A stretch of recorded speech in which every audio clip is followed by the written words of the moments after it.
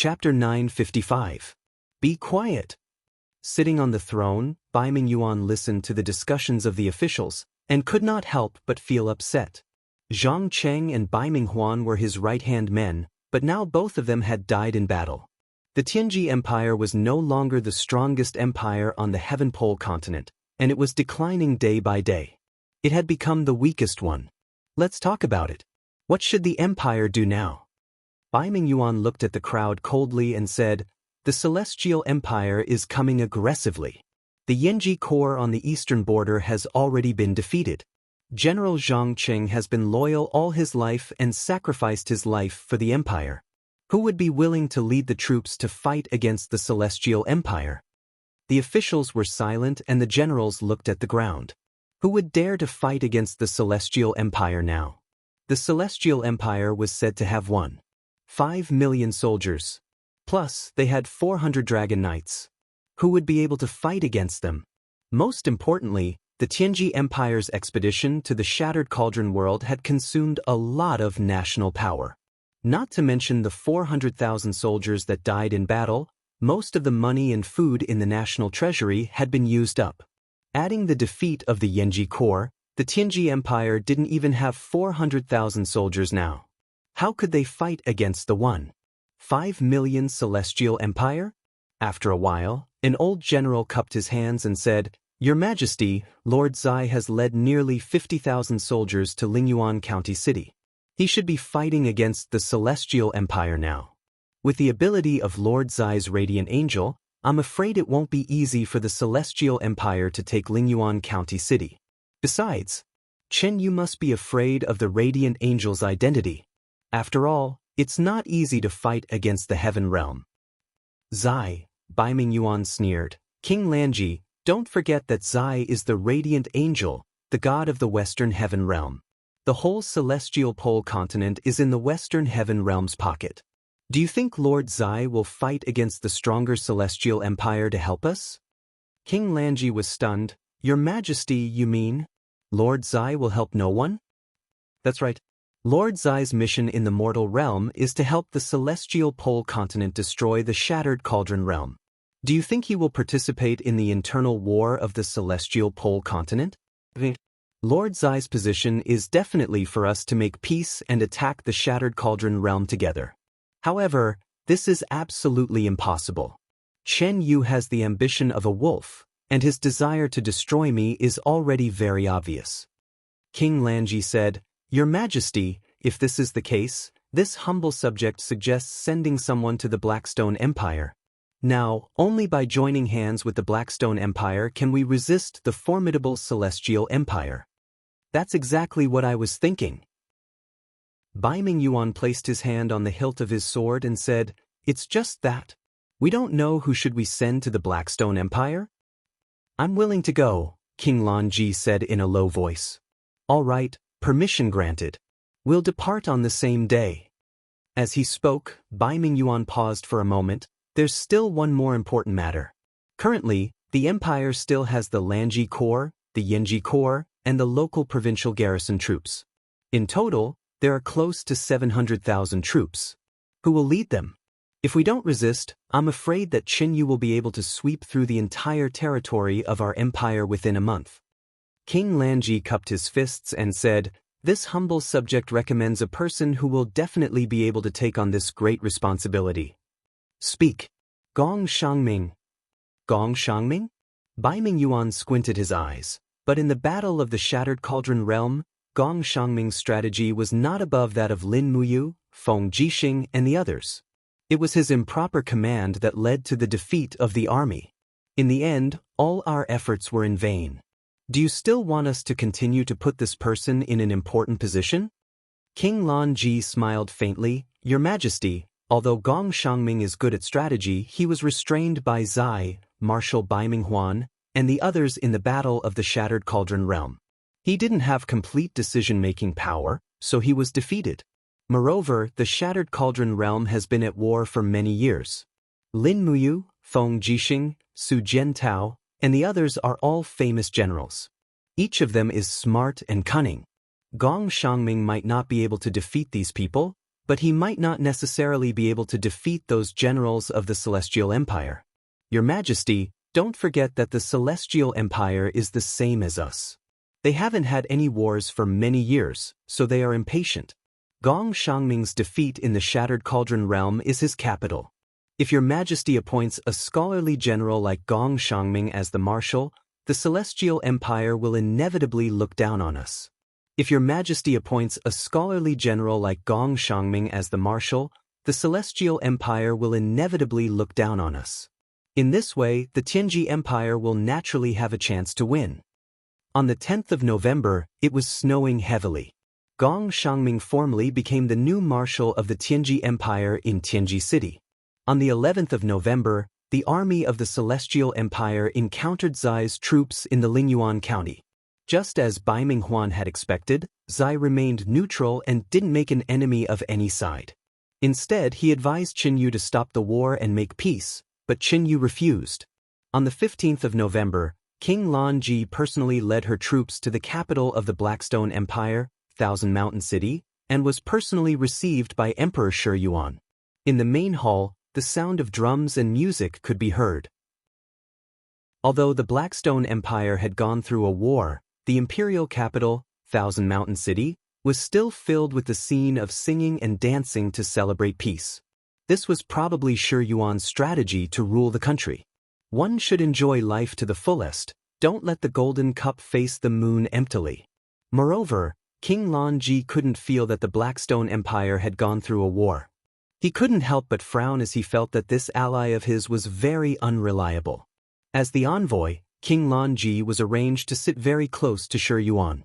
There were two beautiful women accompanying him, and they were both wearing light and elegant dresses. Their figures were very soft and charming. However, King Lan Ji's mind was completely focused on the Treaty of Alliance, so he didn't care about these beautiful women.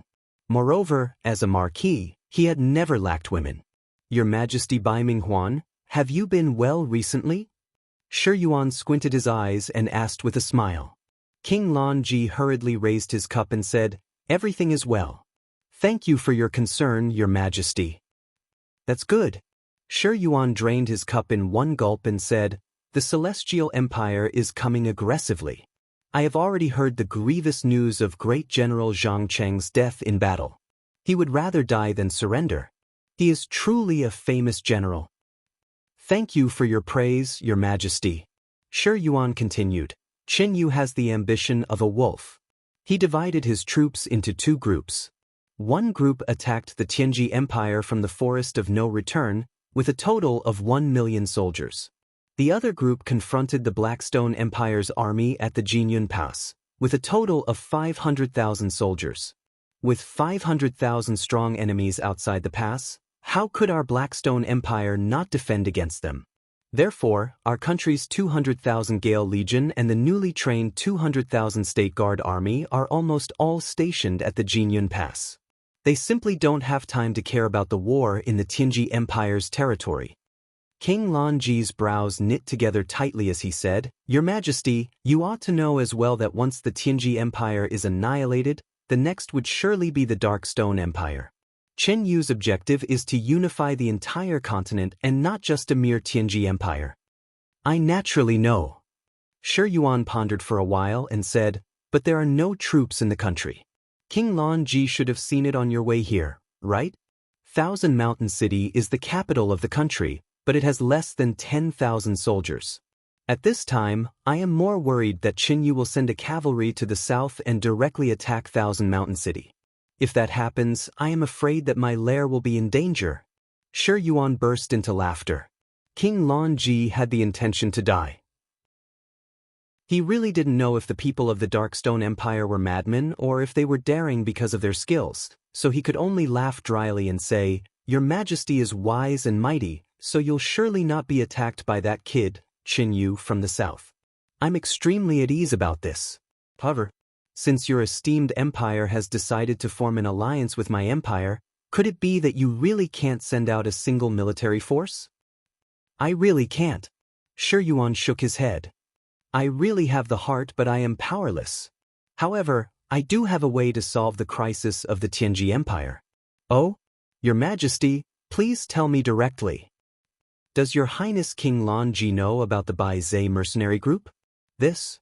I have heard a little about it. In the past 6 months, there have been rumors about the mysterious appearance and disappearance of the Bai Zhe mercenary group. It is said that the leader of this mercenary group is a bastard son called Lu Bai. His cultivation is average, but he has nearly 100,000 mercenaries. Moreover, they are well equipped. They can be compared to any regular army of the empire on the continent. Shi Yuan smiled faintly. Actually, it is not 100,000 people. It is 180,000 people. What?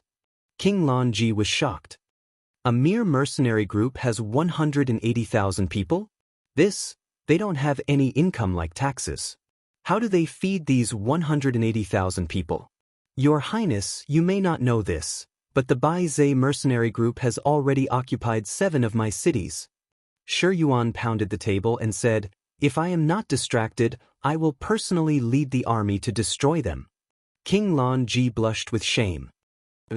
Your Majesty, why did you mention the Bai Zhe mercenary group to me? Shi Yuan smiled.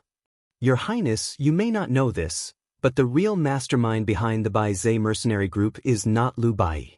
Lu Bai's scheming, shrewdness, and strength are far from being able to create such a powerful mercenary group. Then who is it? Si Kongyao. What? King Longji was so shocked that she sat up straight. How is this possible? Isn't Si Kongyao the granddaughter of Lord Si Kongming? How could she be the real master of the Bai Zhe mercenary group? However, this is the truth. Shi Yuan said, I have already pointed out the path for Your Highness. If Your Highness can invite the Bai Zhe mercenary group to participate in the war, these 180,000 elites can directly go north and attack the enemy together with your country's main force.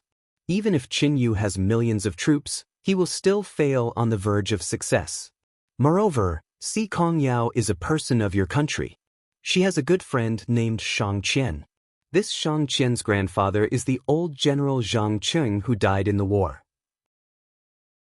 If King Longji sends a letter to invite Miss Shang Qian to the Bai Zhe mercenary group's camp to personally invite Si Kongyao to help in the war, the great event can be expected. King Longji's thoughts were a bit chaotic. Your Highness, do you still want to wait? Shi Yuan laughed. Come, give King Longji a pass token so that he can freely come and go in the territory of the Blackstone Empire. King Longji finally couldn't sit still anymore. She stood up and said, there is no time to lose. Sending reinforcements is like putting out a fire. This humble king will leave first. Thank you for Your Majesty's suggestion. We won't send Your Highness off. Leave. King Longji left the banquet table with his attendants. After watching King Longji leave, an old civil official immediately laughed and said, Your Majesty is wise and powerful. Not only can you send off King Longji, if he can really invite Si Kongyao, we can also kill 2 birds with 1 stone and drive away the god of plague, Bai Zhe mercenary group. That would be great. Shi Yuan's mouth raised. We will wait to reap the benefits. Chapter 956. On that day, a letter was sent to the north. It carried the only hope of King Bai Zhe and the only hope of the Tianji Empire. It seemed to be destined that only by cooperating with the Bai Zhe mercenary group could they save the Tianji Empire. Fortunately, the real master of the Bai Zhe mercenary group was Si Kongyao. As a person of the Tianji Empire, she should be able to help. On the 24th of November, the heavy snow blocked the road. However, in the heavy snow, a group of people was still coming. There were about 20 people riding on good horses of the Blackstone Empire. The horseshoes were the standard horseshoes of the Tianji Empire's army. The knight who was walking at the front had a slim figure. Although she was wearing a thick leather robe, it could still be seen that she was a graceful woman. In the heavy snow, several people raised torches on the official road. One of the guards shouted, Are you Miss Shang Qian? It's me. The woman lifted her cloak. Her delicate face was very bright under the light of the torches. However, her eyes were a little red and swollen. It was obvious that she was too sad. After all, her grandfather Zhang Qing was the head of the family. He was the backbone of the whole family. Zhang Cheng's death was a huge blow to Xianxia. It was as if the sky had collapsed. The guard said in a low voice, "You finally came. Her Highness King Longji is waiting for you in the post house. Rest for a night and tomorrow we will leave for the Demon Palm Prefecture. You will be able to see Miss Si Kongyao before dark." "Yao, she has been here for half a year?" "Yes, Miss Xianxia. Now, please follow me to see Her Highness." Although the post house was still cold, it was much better than the wind and snow. Xianxia entered the post house with her entourage. She immediately took off her robe that was covered with snow. The attendant in the post house quickly took out a new leather robe and put it on her. Under the escort of the crowd, this miss of the Shang family went straight into the reception hall of the post house. "Greetings, Your Highness King Longji." Xianxia performed a ladylike salute. King Longji was sitting by the brazier. She stood up and said with a smile, "Miss Xianxia has worked hard. Come and warm yourself up. The weather is too cold. I have ordered the courier house to prepare food and wine. You will soon be able to eat warm dishes." "Thank you, Your Highness." Xianxia walked forward and sat on the chair opposite to King Longji. Her eyes were slightly red as she said, "Your Highness, did you call me here just to persuade Yao?" "That's right." King Longji said, "Since Miss Si Kongyao can establish a foothold in the Devil's Palm Peaks and has nearly 200,000 troops, it shows that her ambition isn't small. My Baiming family doesn't have much face. I'm afraid that we have to ask Miss Xianxia to persuade Si Kongyao." "But if you persuade sect leader Si Kongming, wouldn't it be more convenient?" "Miss Xianxia," King Longji sternly said, "the evil thieves of the Celestial Empire have invaded our border, killed our generals, and seized our cities. Shouldn't every citizen of the Tianji Empire be working for the country? Everyone knows Si Kongyao's temperament. She has always been amenable to coaxing but not coercion. I believe that in this world, besides you, no one can persuade her. Not to mention your grandfather, General Zhangqi." "Don't say any more." Although Xianxia was sitting there, her body was slightly trembling. Tears were welling up in her eyes. "My grandfather is loyal to the country. I'm proud of him. Please don't say any more." King Longji was silent for a few seconds. Then she cupped her hands towards the sky and said, "The heavens are bright and the earth is long. General Zhangqing is a loyal hero. Heaven and earth can be his witness. Not only are you proud of him, but all the people of the Tianji Empire are also proud of him. Therefore, this time, we must persuade Si Kongyao to send troops. Only when Si Kongyao sends troops can we have a chance to win. Only then can we take revenge on the wolves of the Celestial Empire." "Your Highness, you don't need to say any more. Since I'm here, I will certainly try my best to persuade Yao tomorrow.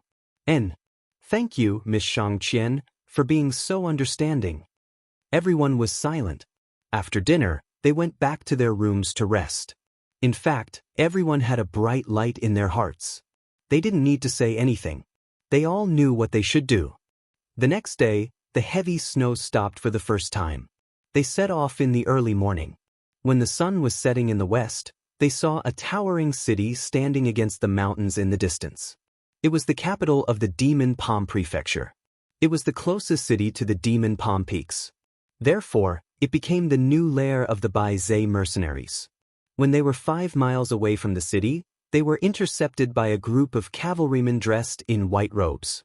There were about 100 of them, and every one of them wore a badge embroidered with a white mythological beast on their shoulders.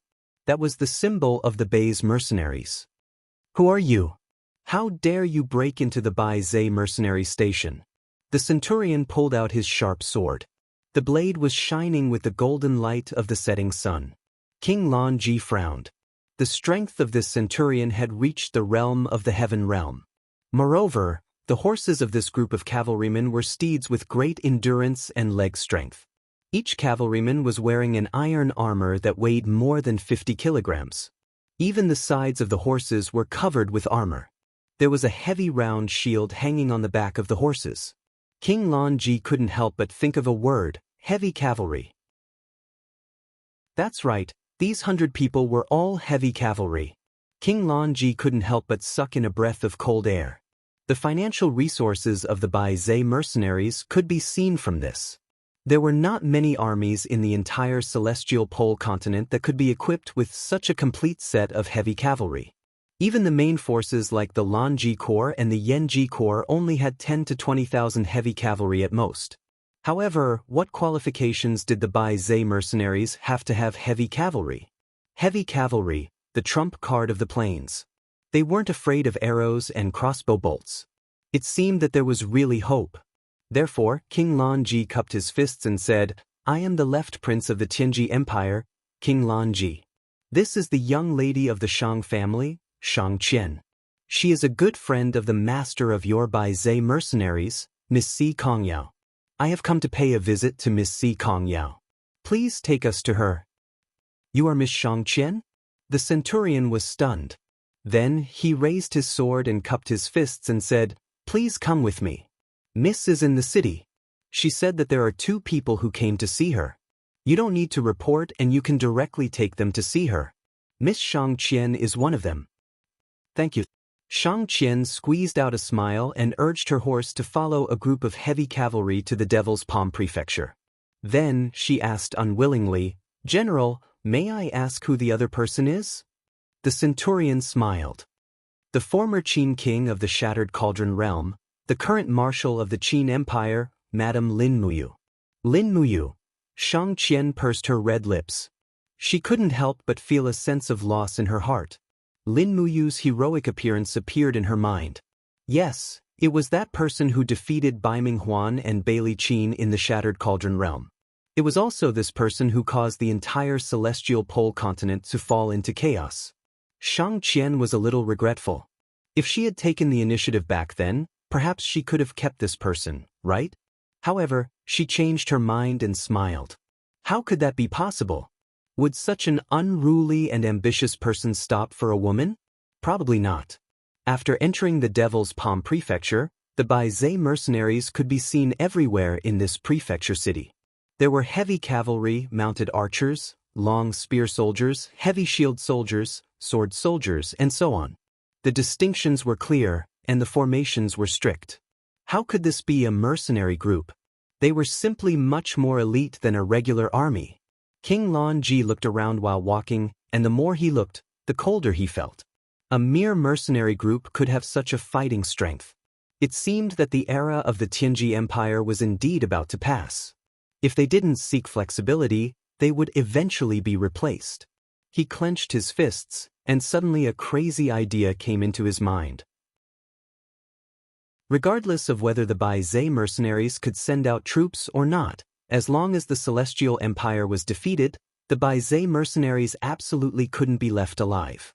Otherwise, it would inevitably become a big problem for the Tianji Empire. "Please come in." There were also city gates in the city.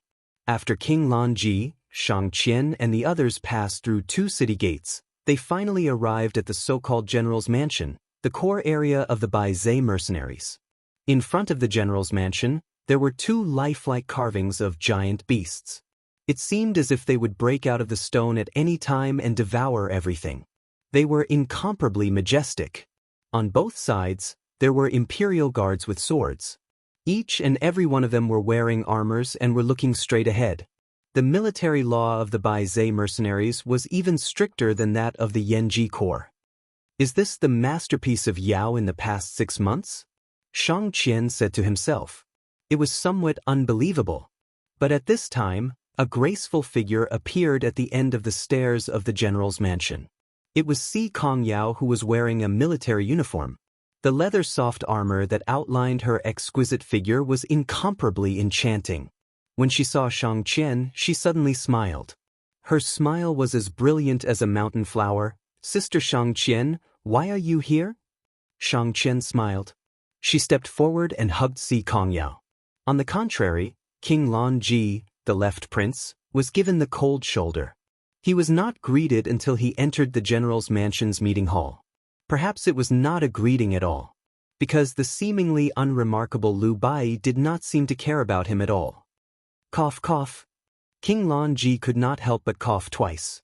Only then did Xianxia say, Yao Bai, this is King Lanji, the left prince of the Tianji Empire. This time, he came with me to discuss the covenant with you. Covenant? Si Kongyao's eyes widened. Xianxia's eyes turned red. The Celestial Empire invaded. Grandfather unfortunately died in battle. He sacrificed his life for the country. The 900,000 troops of the Celestial Empire have already entered the plains west of the Forest of No Return. They will attack East Peace City in a few days. Once they attack East Peace City, I'm afraid the imperial capital will be in danger. Sister Xianxian, don't be so anxious. Si Kongyao comforted her. The dead cannot come back to life. Grandfather Zhang Cheng was a hero all his life. Perhaps staining the battlefield with his blood and killing the enemy is what he wanted. Perhaps. Xianxian's eyes turned red. Yao, you are a citizen of the Tianji Empire. You are also the granddaughter of old sect Master Sikong. The Tianji Empire is your motherland, your hometown. I beg you must send troops. Only by defeating the army of the Celestial Empire can you save your homeland and avenge my grandfather. I know. Si Kongyao bit her red lips. But sending troops is a serious matter. I still need to discuss it with the generals and commoners. This matter, seeing her hesitation, King Lanji said anxiously, Miss Si Kongyao, you must send troops. You are the only hope of the Tianji Empire. If you don't send troops, I'm afraid the Tianji Empire will soon fall apart and become a meal for the Celestial Empire. Lu Bai raised his eyebrows. The Tianji Empire belongs to the Tianji Empire. The Bai Zhe mercenaries belong to the Bai Zhe mercenaries. We are not a family. I don't care if you are a meal or lunch meat. Whether the Tianji Empire is destroyed or not, what does it have to do with the Bai Zhe mercenaries? The Tianji Empire used 400,000 soldiers to attack the Broken Cauldron world, which made Lin Muyu miserable. Lu Bai regarded Lin Muyu as his brother. Naturally, he hated the Tianji Empire very much. As soon as Lu Bai spoke, the group of fierce captaincy said in unison, that's right. Whether the Tianji Empire is destroyed or not, what does it have to do with us? You make it sound so nice, but when did the Tianji Empire treat Miss Si Kongyao well? Why don't we see the emperor conferring the title of duke to Miss Si Kongyao? King Lanji's face was ashen, but he couldn't lose his temper. If he lost his temper here, he would die miserably. These 18 captaincy were not easy to deal with. Chapter 957. You really can't help us? Xianxian looked at Si Kongyao with red eyes and said, why not? Yao. Si Kongyao was very soft-hearted towards her best friend. She held Xianxian's shoulder and said, it's not that I can't help, but I still need to discuss with everyone. I don't have the final say in the Bai Zhe mercenary group. It's easy to say, but it's related to the future of the 180,000 people in the Bai Zhe mercenary group. I have to be cautious. Sister, don't worry. Give me some time, okay? Xianxian slightly nodded. However, Lu Bai had already stood up. His face was full of determination. He said lightly, no discussion. Lu Bai. King Lanji pounded the table and stood up. Are you the one who has the final say in the Bai Zhe mercenary group or Miss Si Kongyao? Don't be so aggressive. Don't forget, you are also a citizen of the West Mountain province of the Tianji Empire. Really? Lu Bai smiled faintly, but I don't remember the empire giving me any favor. Everyone wants to beat me and look down on me. Tell me, why should I work for such a country? You what? Lu Bai punched the table, making the tea set fly up. He said, in the past 6 months, we have been expanding. We have eliminated and merged more than 90% of the mercenary groups in the Blackstone Empire. We have also trained and eliminated inferior soldiers. What is it for? Is it to work for a noble like you? As he spoke, the veins on Lu Bai's face bulged. He laughed and said, dream on. I am not your subject, and you are not my master. When my fist is bigger than yours and I have more military power than yours, why would I not become the emperor and kneel to a despicable person like you? King Lanji was so angry that her whole body was trembling, but she couldn't say anything. Si Kongyao said faintly, Lu Bai, speak less. What if you make Her Highness King Lanji angry? Lu Bai respectfully took a step back and knelt on one knee. His right fist naturally landed on the ground. He saluted and said, "Yes, I understand." Shang Qian was stunned. However, King Lanji's eyes shone brightly. He could see that Lu Bai's salute wasn't the salute of the celestial pole continent, but the standard military salute of the Shattered Cauldron realm. Moreover, along the way, he also discovered that the etiquette followed by the Bai Zhe mercenaries was basically the same as the Qin Empire's army. "You?" King Lanji's face turned ashen as he said, "You are from the Shattered Cauldron realm? Are you Lin Muyu's people?" Lu Bai smiled and nodded. "Yes, we are Qin Emperor Lin Muyu's people. We held it in for half a year and didn't say it out. Now I suddenly feel so carefree." Si Kongyao raised the corner of her mouth. "Lu Bai, you talk too much." King Lanji retreated several steps, his face a little pale.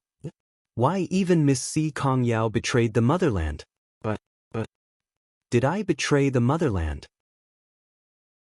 Si Kongyao asked back with a smile. "Your Highness, did I kill an innocent citizen of the Tianji Empire?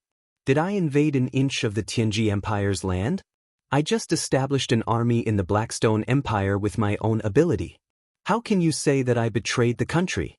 Just now, I was thinking about using my people to reinforce the Tianji Empire. How can you say that I, Si Kongyao, betrayed the country?" King Lanji was an influential figure in the imperial palace, but at this moment, he didn't know what he was talking about. Si Kongyao pursed her red lips and said, "Actually, the Tianji Empire is my homeland. I can't not save it. However, not all of the 180,000 people under my command are from the Tianji Empire. I can't let them sacrifice their lives to fight in vain. So, for the sake of Sister Shang Qian's face, I agree to send troops." "Really?" Shang Qian was overjoyed. King Lanji was also stunned. "Miss, are you serious?" "Yes, but don't worry. I have conditions." "What conditions? Please tell me." Si Kongyao moved her red lips. Her pair of intelligent eyes were full of moving expression. She smiled and said, "First of all, if I send 180,000 Bai Zhe mercenaries to the north to reinforce the country, the Blackstone Empire will definitely make a move. They have long held a grudge against the Bai Zhe mercenaries. Once the Bai Zhe mercenaries leave the northern pass, they will definitely seal the door and won't let the Bai Zhe mercenaries come back. So this also means the Bai Zhe mercenaries are walking on a road of no return.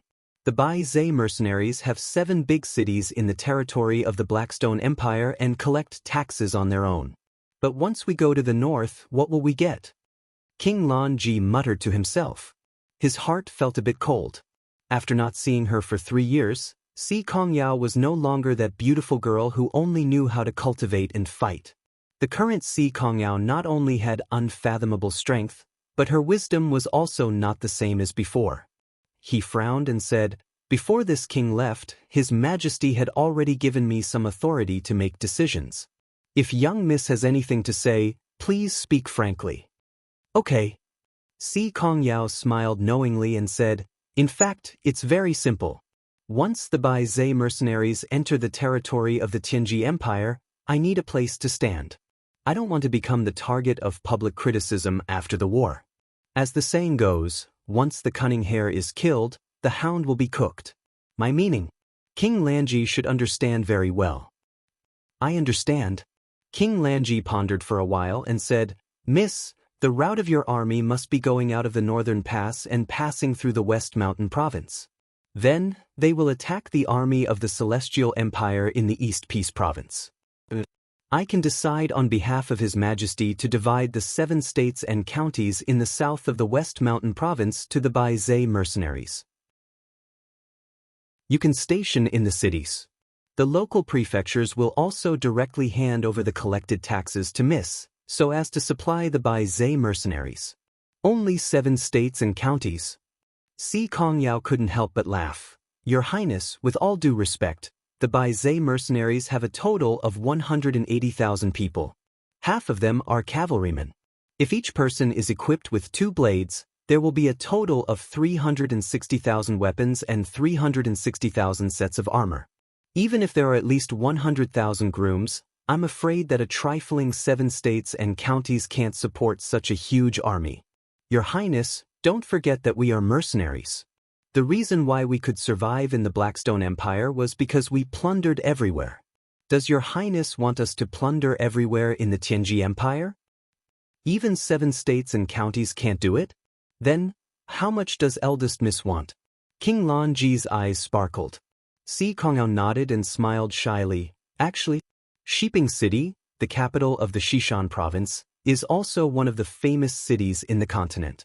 It has abundant taxes and a strong city. If Your Highness doesn't mind, Yao is willing to guard Shiping City for the Empire. What? King Lanji was shocked. The Bai Zhe mercenaries want Shiping City?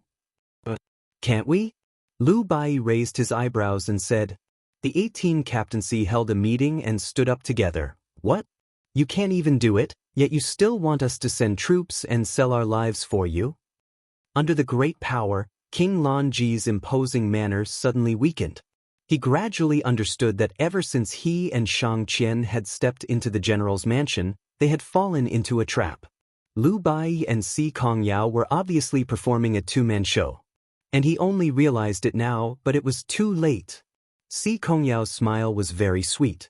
She said, Your Highness, you can decide on your own. However, Yao wants to remind you that if you grant me Shiping City, the Tianji Empire might get peace. But if you don't grant me Shiping City, the Tianji Empire won't just lose Shiping City. Perhaps Dongning City, Huiyuan City, Tianji City, will soon become Qin Yu's temporary imperial residence. King Lanji took a deep breath and said with a deathly pale face, let me think about it. After all, Shiping City is a provincial capital. It's not something that I, a small left prince, can decide. Maybe I need to report to His Majesty and get His Majesty's approval. Si Kongyao smiled faintly and said, that's good. We will wait for Your Highness's reply at the Devil's Palm Peaks. I don't know if Dongning City can withstand the attack of Qin Yu's army. Even if they spur their horses at full speed, it will take more than 10 days for Your Highness to come and go from Tianji City. Please think twice. King Lanji became silent and sat there dejectedly. After a long while, he raised his head and said, I have the royal order given by His Majesty. I can decide on my own. If Miss Si Kongyao wants it, I will grant you Shiping City and the 7 southern prefectures and counties of Xishan province as your fief. That won't do. Si Kongyao stretched her arms lazily and said, there are 7 southern prefectures and counties of Shiping City and 7 northern prefectures and counties. My soldiers are used to plundering. Once I can't control my hands and feet and attack the 7 northern prefectures and counties, won't it be like my own people attacking my own people? In my opinion, Your Highness might as well reward me with the 7 northern prefectures and counties. King Lanji trembled all over and said, you want the entire territory of Xishan province? Is there a problem?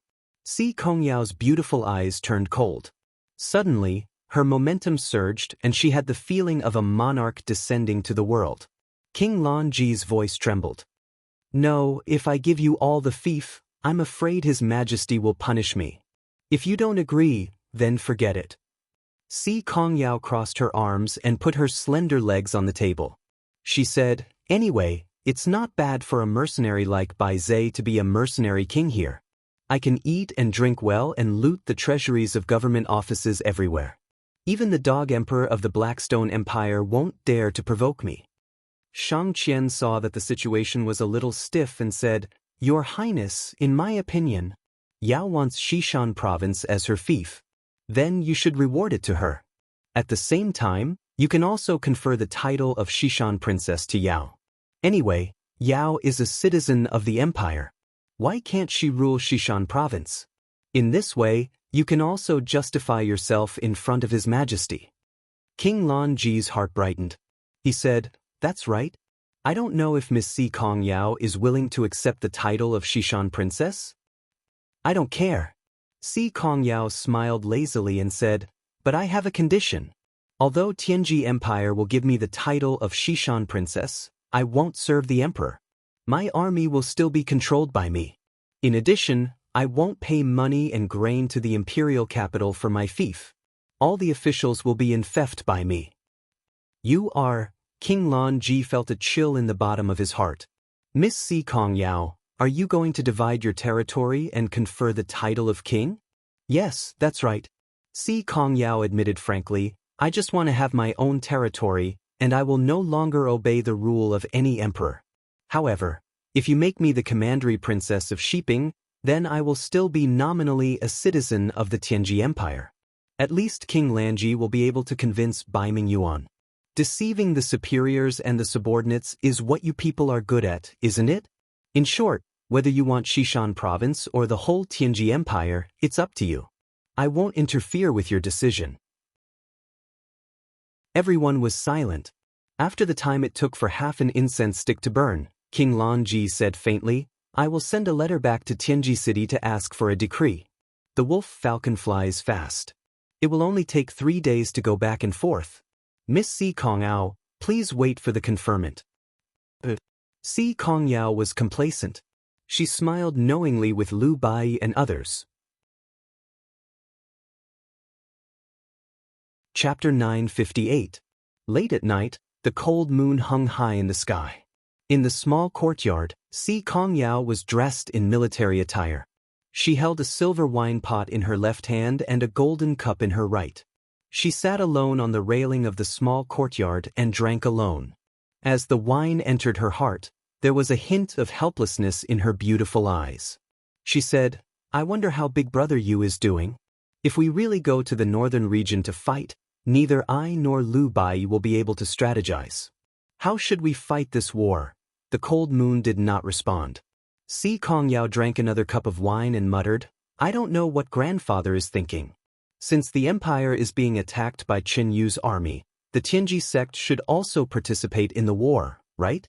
If I bring the Bai Zhe mercenaries to participate in the war and fight side by side with him, will grandfather forgive me for leaving home for so long? She laughed self-deprecatingly. Forget it, grandfather doesn't want to care about me anyway. I'll just live my own life. I just don't know how Big Brother Yu is doing. A howling cold wind came from the sky. Si Kong Yao seemed to feel a little cold and couldn't help but tighten her clothes. She looked at the sky with a slight frown and said, the news should have come back by now. At this moment, the power of the laws in the surroundings suddenly surged. Drops of light condensed in front of Si Kong Yao and finally turned into a ray of light that fell to the ground and condensed into a human figure. It was Lin Muyu. It was the oracle's spiritual sense. Big Brother Yu. Si Kong Yao was overjoyed and said with a smile, you finally took the initiative to contact me, Yao. Lin Muyu looked at Si Kong Yao's lovely appearance and said with a smile, long time no see, Yao. The war in the Shattered Cauldron realm is endless, so I can't divide my divine power to see you. Now that things have just stabilized, I haven't received any news about the Bai Zhe mercenaries for many days. How is it? Si Kong Yao pursed her red lips and shook her head. It's not good. 1 million troops of the Celestial Empire attacked the eastern camp of the Tianji Empire. The Yanji army was defeated and even General Zhang Qing died in battle. What? Shang Qian's grandfather died in battle? Yes. Si Kong Yao nodded and said, now that the Tianji Empire has no generals to use, they are retreating step by step. Chen Yu's 1 million troops will soon conquer the East Com province. At that time, the Tianji city will be directly under the enemy's vanguard and there will be no turning back. Yesterday, Big Sister Shang Qian and King Lan Ji came to our Demon Palm Prefecture and asked Bai Zhe mercenaries to send reinforcements to the Tianji Empire. Big Brother Yu, what do you think? I've already agreed. There's no problem with sending troops. Lin Muyu looked at Si Kong Yao with torch-like eyes and said, I also don't want the Tianji Empire to be destroyed so quickly. Once Chen Yu devours the Tianji Empire, with his appetite he will immediately destroy the Blackstone Empire within 3 months. At that time, the celestial pole continent will be unified. This emperor will want more meritorious service and will naturally attack the Shattered Cauldron realm. For the time being, the Shattered Cauldron realm still needs time and can't continue to participate in the war. However, Yao, do you have any conditions for agreeing to send troops to King Lanji just like that? Of course there are. Si Kongyao burst into laughter and said, I've already asked the Tianji Empire to confer me the title of Sheeping Princess. Then, I'll bestow the entire Xishan province, including Sheeping City, to the Baizhe mercenaries as the resting place for the 180,000 troops of the Baizhe mercenaries. They can also continuously provide us with ordnance and provisions. What do you think, elder brother Yu? Lin Muyu smiled happily and said, Yes, that's right. The Baizhe mercenaries will only be useful when they have their own cities. You have to take advantage of this heaven-sent opportunity to expand without restraint. What we want is not just the Xishan province. Once we've defeated the army of the Celestial Empire, we'll take advantage of this opportunity to conquer the south in the name of mercenaries and plunder the land of the Blackstone Empire. I know, but Yao is now facing a huge problem. Oh? What problem? Tell me. I lack a commander with both wisdom and courage like elder brother Yu. Si Kongyao blinked her eyes and said, Lu Bai and our generals have almost never experienced a real war. They only know how to talk on paper. Once a war breaks out, who will we rely on to command the overall situation? You have to know that Qinyu has 900,000 troops and more than 300 dragon knights. If the 180,000 Baizhe mercenaries directly participate in the war, they'll just be throwing their lives away. Oh, Lin Mu muttered to herself and thought for a long time before saying, It seems that I'll have to go to the celestial pole continent for the second time. Yao, when will you leave? I'll come over after dealing with the matters in the Shattered Cauldron realm. If the Emperor of the Tianji Empire allows it, the Baizhe mercenaries will leave in 2 days and reach Sheeping City in 5 days. Then wait for me at the City Lord's residence in Sheeping City in 5 days. I'll be there on time. Okay, I'll wait for you. Si Kongyao giggled. I haven't seen you in a long time. I miss you. Lin Muyu was stunned. Si Kongyao immediately smiled knowingly and said, I know that elder brother Yu already has Her Highness Qin Yin, but as your younger sister, it shouldn't be too much for Yao to miss you, right? Lin Muyu couldn't help but laugh. It's not too much. I miss you too. Let's meet in 5 days. Alright, I have to go. I've used up a lot of my divine power and can't hold on any longer. Okay, elder brother Yu, see you in 5 days. After ending the conversation with the oracle, Lin Muyu was already drenched in sweat. The distance from Lanyan City to the Devil's Palm Prefecture was more than 10,000 miles. Moreover, she had never used spiritual thoughts to communicate for such a long time. She had used up at least 30% of her divine power. Even though Lin Muyu's cultivation had reached the 53rd level of Grotto Heaven, it was still very difficult. How's it going with the Baizhe mercenaries? Qin Yin, who was lying quietly beside Lin Muyu, opened her blazing dawn eyes a little. It's not a big deal. The Celestial Empire and the Tianji Empire have started a war. The Tianji Empire is no match for them, so they sent King Lanji to ask for help from Si Kongyao, asking for 180,000 Baizhe mercenaries to help. However, no one on Yao's side is good at commanding, so I might have to go to the Celestial Pole continent. On the other side, Tang Xiaoxi, who was holding Lin Muyu's left hand tightly, was a little surprised. You want to go to the Celestial Pole continent? Yes, Xiaoxi, your internal injuries are almost healed. I need to go there. After all, I left Si Kongyao and Lu Bai there, so I have to be responsible for them.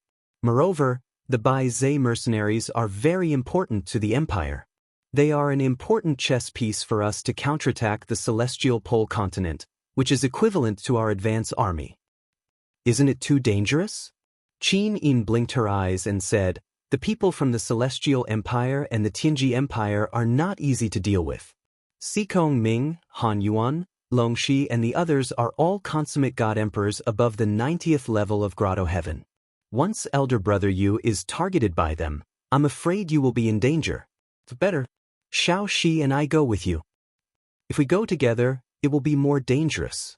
There will be no one in Lanyan City. Aren't General Feng and Yen there? Qin Yin explained, besides, all the major events in the country are basically decided by the Congress. Military affairs can wait for you to come back. I talked with Uncle Qin Xiao for a long time yesterday afternoon. He revealed his true feelings and doesn't want to be controlled by the feudal princes of the Congress. So even if I'm not in Lanyan City, nothing will happen. On the contrary, it's too dangerous for you to go to the celestial pole continent alone. Isn't it better for me and Xiaoxi to go with you? Tang Xiaoxi also smiled faintly and said, "That's right. Didn't we agree that the three of us will not be separated in the future?" "It's fine if we don't separate." Lin Muyu was a little helpless. "We'll leave in 3 days. We'll go to the Tongtian Gorge to see the potato garden planted by Lulu first. Then we'll fly to the celestial pole continent to meet Si Kongyao and Lu Bai." "Well, that's for the best. I'll also explain the matters in the court. Shengguan Jingyue will handle the small matters for me. What about Terralin and the others? They're in closed-door training and won't come out for 2 or 3 months. I'm thinking that when the time is right, I'll send them back to the Western Divine Realm. After all, that's where they belong. It's just that I can't sense Sister Haiyan's aura recently." Qin Yin frowned and said, "I don't know what happened in the Western Divine Realm." Lin Muyu held her shoulders and said, "Don't worry, Xiao Yin. Shi Yen is a seraph and a great perfection divine emperor of 99 heavens, a legendary seraph. She will be fine. At least no one in East Heaven can kill her. Those who can kill her won't, unless it's ruler Claude, but Claude won't, who will cut off their own arms." Lin Muyu's words made Qin Yin feel a bit more at ease. She raised her head and looked at Lin Muyu, saying, "Big brother Yu, after we unify the world, we must go to the Western Divine Realm to look for Sister Haiyan. I owe her too much. I also owe her a favor." Lin Muyu nodded and said, "She sent you back. Otherwise, I'm afraid I won't be able to see you again." Yeah. 2 days later, a wolf falcon landed in the county city of Demon Palm Prefecture. After a long time, King Lan Ji respectfully held an imperial edict and went to the general's mansion. Meanwhile, Shang Qian and a group of attendants looked solemn. Seeing the imperial edict was like seeing the martial Saint Emperor Bai Mingyuan. They had to be respectful, even if they had to pretend. Si Kongyao receives the imperial edict. King Lan Ji's voice became much louder. Inside the general's mansion, Si Kongyao, Lu Bai, and the others naturally knew what had happened. They all knelt down.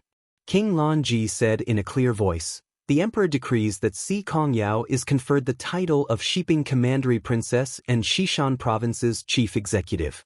She will be in charge of all the troops in Xishan Province, as well as all the land, taxes, and treasuries in Xishan Province.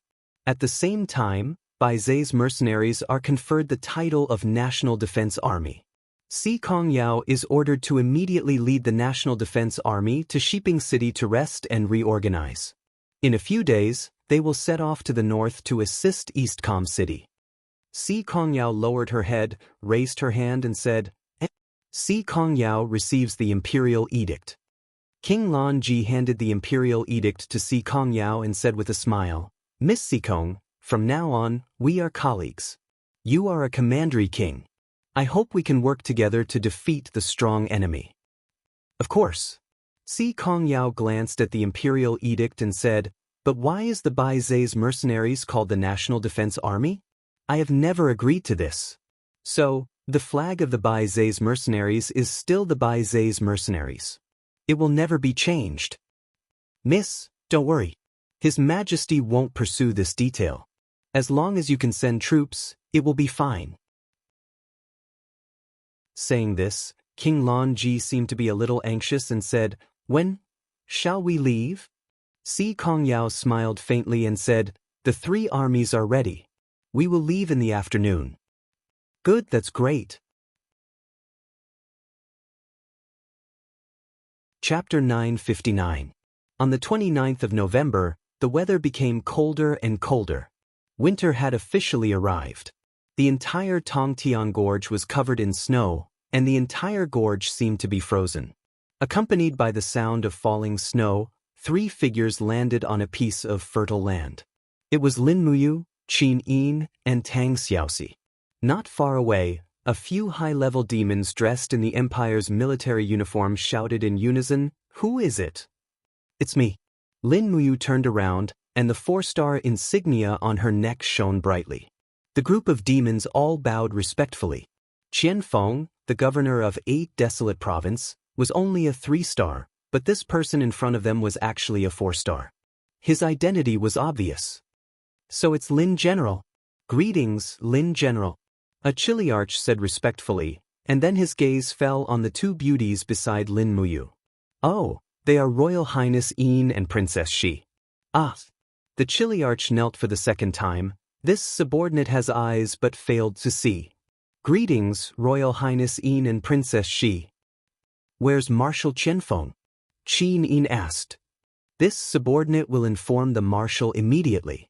The horse disappeared into the snow. Not long after, Qianfeng's figure broke through the air, and he smiled respectfully. "You're here?" "Show us the plantation, Marshal Qianfeng." Qin Yin smiled. "Yes, Your Highness, this way please." The 4 of them flew close to the ground. The water in the ditch had already frozen, but the water underneath was still rapid. After crossing the river, there was an entire plantation in front of them. It was all plastic sheds, and the sheds were about 1 meter high. Even if humans bent their bodies, it would be difficult for them to squeeze in. However, it was different for the worker ants. They could come and go as they pleased. Opening one of the sheds, Lin Muyu looked down and saw that the potato germs inside were about 20 centimeters high. They were lush, and she couldn't help but smile. "Xiao Yin, Xiao Shi, look, there are results." Qin Yin and Tang Xiaoxi, one on the left and one on the right, nestled in his arms. They looked down at the sheds and immediately smiled. Although they were just seedlings, it meant that they could provide a very large amount of food resources for the empire. At least, the 3 armies would no longer have to fight on empty stomachs. In Lin Muyu's eyes, these potatoes would be the strongest guarantee for the counterattack on the celestial pole continent. But it's snowing so heavily now, can they still survive? Tang Xiaoxi's heart ached as she sealed the entrance of the shed, for fear that these seedlings would freeze to death. Lin Muyu said, "Didn't you see the worker ants in the shed? They are responsible for maintaining the temperature and moisture, and even if it snows, it can't keep snowing. When the snow stops and the sky clears up, the worker ants will naturally sweep away the snow and let the sun shine in. As long as there is enough sunlight and moisture, they can produce a lot of potatoes no matter how cold it is. That's really great." Tang Xiaoxi stood up straight, looked at the endless plantation in the distance, and said, "So many, of course." Lin Muyu said proudly, "A total of 200 li of fertile land." "Marshal Qianfeng, can you calculate for Xiao Shi how much food can be harvested from this 200 li of land in a season?" Qianfeng was stunned and said, "Lin General, this subordinate is not a farmer. How would I know these things?" On the other hand, Qin Yin smiled and said, "Although it's 200 li, there are many mountains and rivers, and the area of the plantation is about 8,000 hectares. 1 hectare is 100 mu, and if 1 mu is 200 caddies of output, then 8,000 hectares of land in a season will produce 16 million caddies of output. According to the Empire's rations calculation, 100 caddies is equivalent to 1 dan of military rations. 1 season can produce 1.6 million dan of military rations, which is about enough for 800,000 soldiers to eat for a month." "Wow, Xiao Yin is so amazing." Tang Xiaoxi's mouth was wide open. She knew that she did not have this kind of calculation ability. Lin Muyu frowned and said, "It seems it's still too little. 1 season of potato planting will take at least 2 months, and the plantation here can only provide food for 400,000 soldiers. Our empire's regular army, not including the imperial army, has 500,000 soldiers. Moreover, after the war, the number of refugees increased dramatically, and all the treasuries have to allocate food to help the refugees, but it's still not enough. Marshal Qianfeng, this subordinate is here. Lin General, please give your orders. Discuss with Lulu again, and send more worker ants to cultivate and plant on the plains of Tongtian province, the more the better." Qianfeng nodded and said, "But Lin General, you can't be too optimistic, because the plantation needs a large amount of plastic and there isn't much of it. Lulu said that it's almost used up, and if you want new ones, you'll need time to make them. I know, just do your best. Yes. Qianfeng nodded with a smile and said, the taste of potatoes is incomparably delicious. Why don't Lin General, Her Highness Yin and Princess She eat here today, and this subordinate will arrange a pot of potato meat soup. How about it? All right, I also asked the marshal to arrange a place for us to stay. We'll stay for the night and leave tomorrow. Yes, understood. At night, the cold wind was biting cold, and Qianfeng ordered people to set up a huge tent at the edge of the plantation. Although it was cold outside, a fire was lit in the tent, and a large pot of soup was cooked. Moreover, it was Qianfeng who personally cooked the soup. There were potato pieces, fish, venison, vegetables, and many others in the pot, and there was also a lot of chili and pepper, which made Lin Muyu secretly sigh. Qianfeng was also a master of Sichuan hot pot, and if he stepped into the God Emperor realm and traveled to Earth, wouldn't it be terrible? Once this fellow went to Chengdu, wouldn't he be able to make a name for himself? The soup in the pot was gurgling, and Qianfeng dismissed the people on his left and right. There were only 4 people in the tent, plus 2 high-level demon girls who were scouts. Lin Muyu was a little surprised. I didn't expect there were actually high-level female demons in the demon race.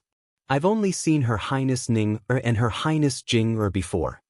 Qianfeng smiled awkwardly and said, most of the god race women's physiques aren't suitable for cultivating demonic arts, so if they aren't the descendants of famous families, most of them will be reduced to maids or concubines of others.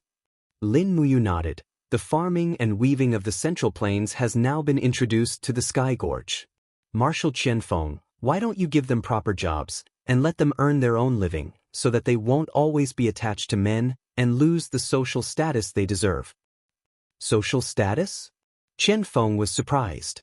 Lin Muyu smiled and said, in my hometown, the status of men and women has always been equal, and even, cough cough, women are a level higher, and you can't even bare your teeth when they get angry at you. At the side, Qin Yin and Tang Xiaoxi burst into laughter. Qianfeng said, there's really such a thing? Yes, all living beings are equal, there's nothing we can do.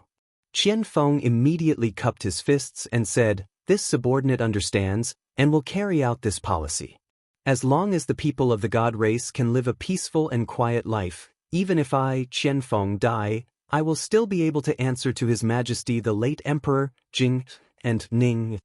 A purple-eyed demon maid at the side pursed her red lips, and suddenly said cautiously, Your Highness Yin, Lin General, can this little girl say something? Yes. Qin Yin nodded. Lin Muyu said cheerfully, just say it, Mississippi Marshal Qianfeng is also here, anyone can make a decision for you. The girl said, as Lin General said, it would be good if men and women could be equal. My 3 sisters are all married to the same person. He is a lord of the Sky Gorge, and he has a violent temperament. It's a pity that my sisters are whipped every day. Each of them is covered with cuts and bruises, but they have no way to seek justice. In our god race, the status of women has always been like this. Oh. I hope that a word from Your Highness Yin and Lin General can change everything. Lin Muyu looked deeply at Qianfeng and said, Is it true? Qianfeng blushed with shame. Yes, the god race has always been like this. The Shattered Cauldron realm can't keep fighting. Marshal Qianfeng, you must send people to the Middle Earth to learn farming and weaving techniques. Otherwise, I'm afraid that the women of the devil race will never be able to change their fates. In addition, set up an official in the 8 Desolates province, enforce the constitution, and govern the province according to the law. This will save you a lot of trouble, and the unfairness in the 8 Desolates province will be greatly reduced. Just like what happened to this girl's elder sisters, according to the law, the man who whipped his wife should receive 100 lashes. Qianfeng nodded. Yes, I understand. Please rest assured, Lin General and Your Highness, I will do as you say. That's good. The girl at the side bowed deeply. Thank you, Lin General. You're welcome. The soup is ready. Qianfeng smiled. Come, serve it to Your Highness Yin and Princess Xi. Here, I have prepared a jar of good wine. Let's not go home until we're drunk. But Lin Muyu was grateful for Qianfeng's trust in her. If it wasn't for the delay of the Tongtian Gorge, the Tianji Empire would have conquered Tianshu Province and Songnan Province long ago. Every factor in this war was very important, and Qianfeng was one of the important factors. As the wine entered his heart, Qianfeng's expression was no longer as carefree as before. Instead, it was more painful. He held his sword and said, "The war destroyed our past and my home. Originally, I thought that the god race could become the ruler of the mainland again, but I didn't expect to meet such a strong enemy like Lin General." Lin Muyu smiled. The demon race was indeed unstoppable. If it wasn't for Xiling developing the magic crystal cannon, I'm afraid you would have won. Marshal Qianfeng, have you forgotten that you said you would marry Xiao Yin after defeating the empire? Qianfeng's face turned red. I was really stupid and frivolous at that time. Please don't take it to heart, Your Highness Yin. Qin Yin smiled gracefully. Marshal Qianfeng, you don't have to worry about it. I've already forgotten about it. There is only one person in Xiao Yin's heart, and there is only one person Xiao Yin wants to marry. That is my brother Yu. Her voice was soft, but it was very powerful. Lin Muyu held her little hand and said, "Marry, marry, marry. When I return to my hometown and bring you to see my father, I will marry you." Tang Xiaoxi looked at her quietly. Although Lin Muyu was drunk, she was not completely drunk. She hurriedly said, "And Xiao Shi, marry them together." Tang Xiaoxi's cloudy mood turned into a sunny one. Lin Muyu didn't dare to be careless again. Last time, the two goddess-like beauties got jealous and pierced through half of the sky of the empire. That was why there were 5 years of Three Kings rule. This time, she must handle it well. Qianfeng sat at the side enviously and continued to drink. But he was afraid that when the wine entered his heart, it would only make him more depressed. In one's life, there will always be obstacles. Some people can get over it, but some people can't get over it for the rest of their lives. But if you get over it, why do you have to get over it? It's better to have someone living in your heart than to be alone. Chapter 960. In the blink of an eye, December arrived. The weather was getting colder and colder. Most of the 12 provinces in the Shattered Cauldron realm were covered in heavy snow. The Celestial Pole continent, which was connected to the Shattered Cauldron realm, was also covered in heavy snow. Shiping City was one of the famous cities of the Tianji Empire. It was rich in resources and had a sturdy city. However, Shiping City seemed to be empty at the moment. All the guards had been transferred away, leaving behind only a group of old and weak soldiers. Even the soldiers guarding the city gates were old men wrapped in cotton clothes. At a glance, one could tell that they were at least 50 years old. If they were in the Shattered Cauldron realm, such people would have long retired. Amidst the curtain of snow, 3 silhouettes meandered over. The man walking in front was wearing a black cloak, but the hood of the cloak had already been flipped down. His handsome short hair was covered with a lot of snow, and under his sword-like eyebrows, his eyes shone with a penetrating light. That was not a gaze that was harmless to humans and animals, but a gaze of wisdom that could see through everything in the world. Behind the young man were 2 women dressed in civilian clothes.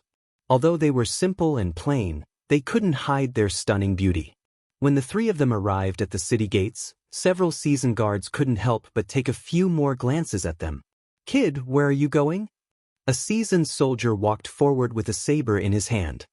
He looked up and saw the hilt of a sword protruding from the back of Lin Muyu's cloak. It was obviously a sword, and a good one at that. Lin Muyu said respectfully, "Sir, I come from Bailey County in the south. I came to Shiping City to visit my relatives. My father is an accountant in this city's Chamber of Commerce." "Oh, what Chamber of Commerce?" the seasoned soldier asked. Lin Muyu answered without hesitation, "The Pingjin Chamber of Commerce." Fortunately, they had made thorough preparations before they came. The Pingjin Chamber of Commerce isn't a small chamber of commerce. Your father must be a well-known figure in the city. The seasoned soldier glanced at Qin Yin and Tang Xiaoxi behind Lin Muyu and asked, "What about these 2?"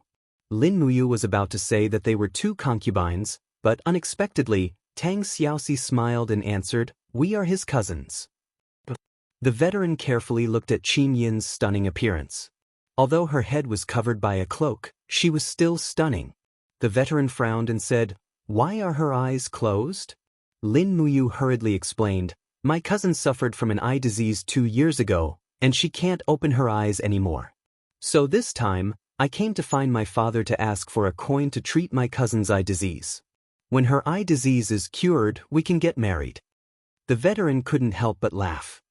"Young man, you're so lucky. These 2 cousins are both stunning beauties. It really makes one jealous. Go in. Be careful, the empire is at war. Recently, there have been many bandits harassing the people around Shiping City. After you get the money, hire a few people from the dojo before you go back." "Yes, thank you for your concern, sir." Lin Muyu held Qin Yin's hand and led her and Tang Xiaoxi into the city. They passed through safely. It seemed that the security in Shiping City was no longer as strict as before. It was no wonder that the Tianji Empire was at war. They had used almost all of their power to fight the Celestial Empire in East Com province. The security in Shiping City was definitely not as good as before. After entering the city, they asked around and found out that Si Kongyao's army had not arrived yet. However, it seemed that the outpost had already reached Shiping City in the morning. It was unknown when Si Kongyao and Lu Bai would arrive. It was Qin Yin and Tang Xiaoxi's first time in a foreign land, so they were very curious. It was already dark when they checked into the inn. Lin Muyu borrowed 2 umbrellas and brought the 2 cousins to enjoy the night view of Shiping City. Shiping City was rich and prosperous. After nightfall, it became even more prosperous. Although it was snowing heavily, red lanterns were lit in front of the shops. Restaurants, brothels, casinos, chambers of commerce, and gold shops were all open for business. There were many restaurants. Their noses were filled with the aroma of wine and food. It was hard to resist. Lin Muyu held an umbrella for Qin Yin. She put her arm around her shoulder and walked in the snow with her.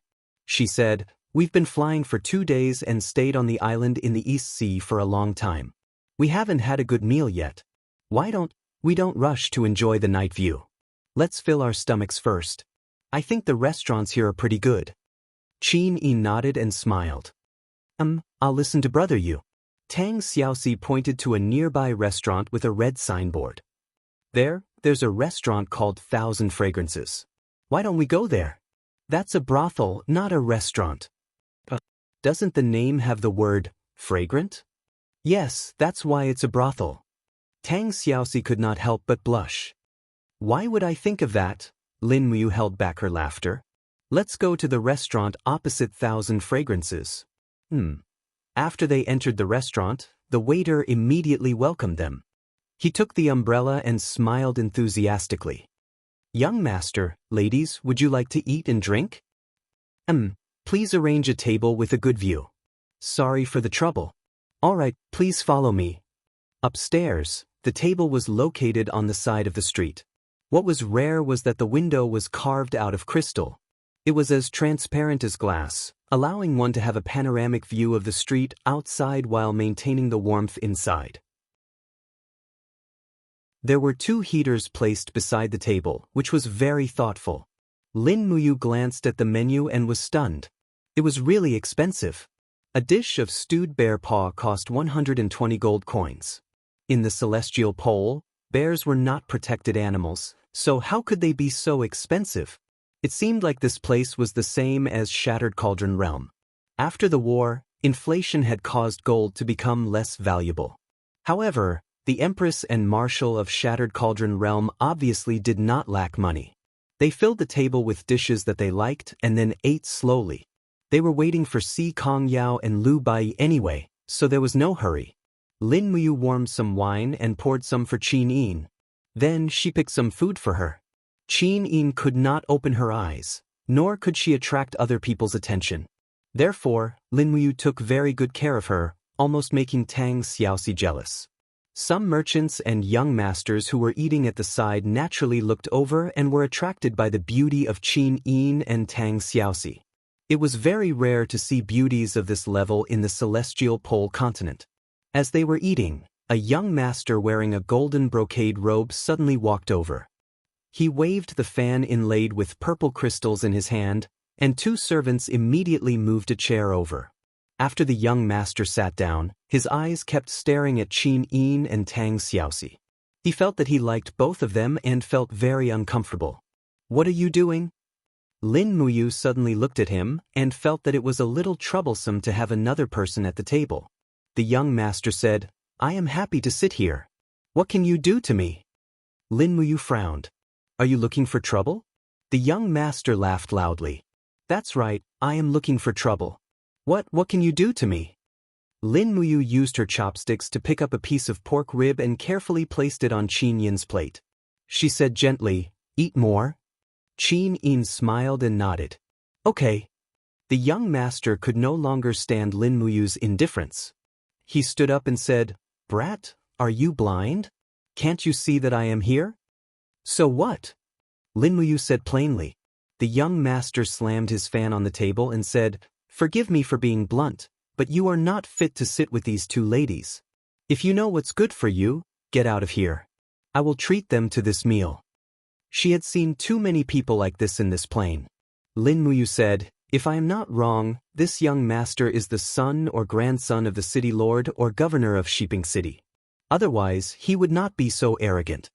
The young master's face was cold. "What nonsense are you spouting?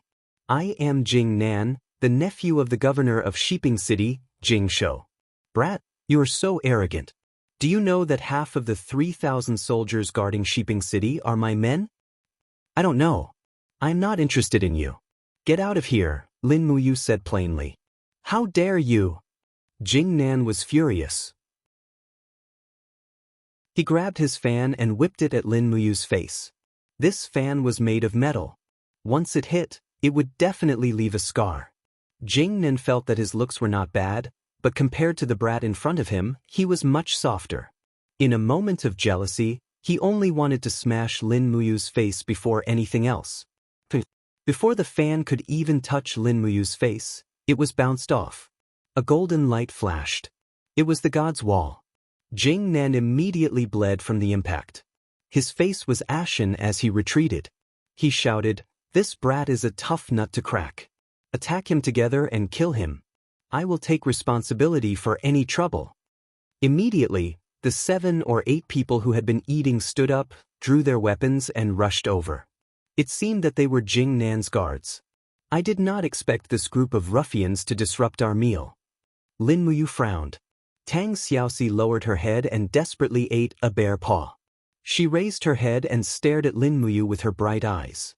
Obviously, she was saying that this group of ruffians did not affect her mood to eat. Lin Muyu smiled helplessly. Xiao Shi, this foodie, really could not do anything about her. Qin Yin, who was at the side, whispered, "Brother Yu, we agreed to secretly assist Si Kongyao this time. So don't kill them. Just teach them a lesson." Lin Muyu stood up and grabbed the Xianyuan sword. Without unsheathing it, her figure flashed past. The hilt of the sword heavily hit the abdomen of a guard, sending him flying. Then she lifted her foot and kicked another guard. Her movements were smooth and smooth. Within 5 seconds, the group of people were all lying on the ground begging for mercy. Lin Muyu did not even use her supreme divine power or Do Qi. She only used her strong physique to deal with this group of mortals. "Just you wait." Jing Nan's face was swollen, but his eyes were full of resentment. "Don't leave if you have the guts. Wait for me to call for reinforcements." "Stop," Lin Muyu said coldly. "What do you want? Didn't you say that you want to treat these two ladies to a meal? Waiter, this young master Jing Nan wants to pay for us. You know what to do." The waiter looked at Jing Nan blankly. Jing Nan gritted his teeth. "Put it on my bill." Lin Muyu returned to her seat. It felt good to have someone paying the bill. She picked up the stewed bear paw soup and took a sip. She couldn't help but be in a good mood. "Wow, it smells so good," Qinin chuckled and closed her eyes. Her long eyelashes trembled slightly. "Brother Yu, Si Kongyao and the others are here." On the street, under the illumination of red lanterns, a group of soldiers slowly entered Shiping City. Everyone had the same emblem on their arms. That was the image of the divine beast Bai Zhe. The girl riding a tall horse at the front was none other than Si Kongyao. Chapter 961. Are we going down to see Si Kongyao now? Tang Xiaoxi asked. No. Lin Muyu shook her head and said, we agreed to keep it a secret. Look at the streets, the prefectural governor's men are already there to welcome us. If we go down to see Yao, we will definitely be recognized. I don't want Qin Yu, Gong Shangming, Duo La, and the others to know that we have also come to Tianji Empire. And then when are we going to see? A little later. We will wait for Yao to come find us.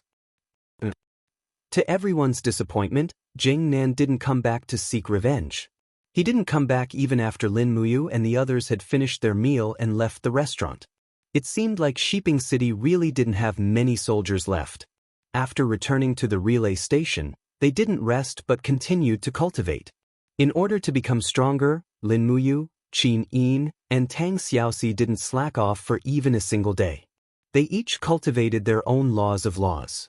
Lin Muyu's cultivation of the Supreme Godhead was slow, but Qin Yin and Tang Xiaoxi's cultivation had made significant progress. One had the Overgod Godhead, while the other had the Immortal Godhead. The power of light and fire had become more profound, which was gratifying. A sparkling Godhead slowly rotated in his palm, turning into strands of divine power that surrounded the three of them.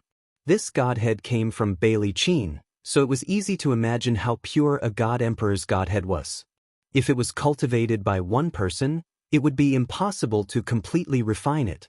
Fortunately, Lin Muyu was used to cultivating with Qin Yin and Tang Xiaoxi. Therefore, the three of them could refine and absorb the power of the Godhead together, which made this Godhead much more valuable.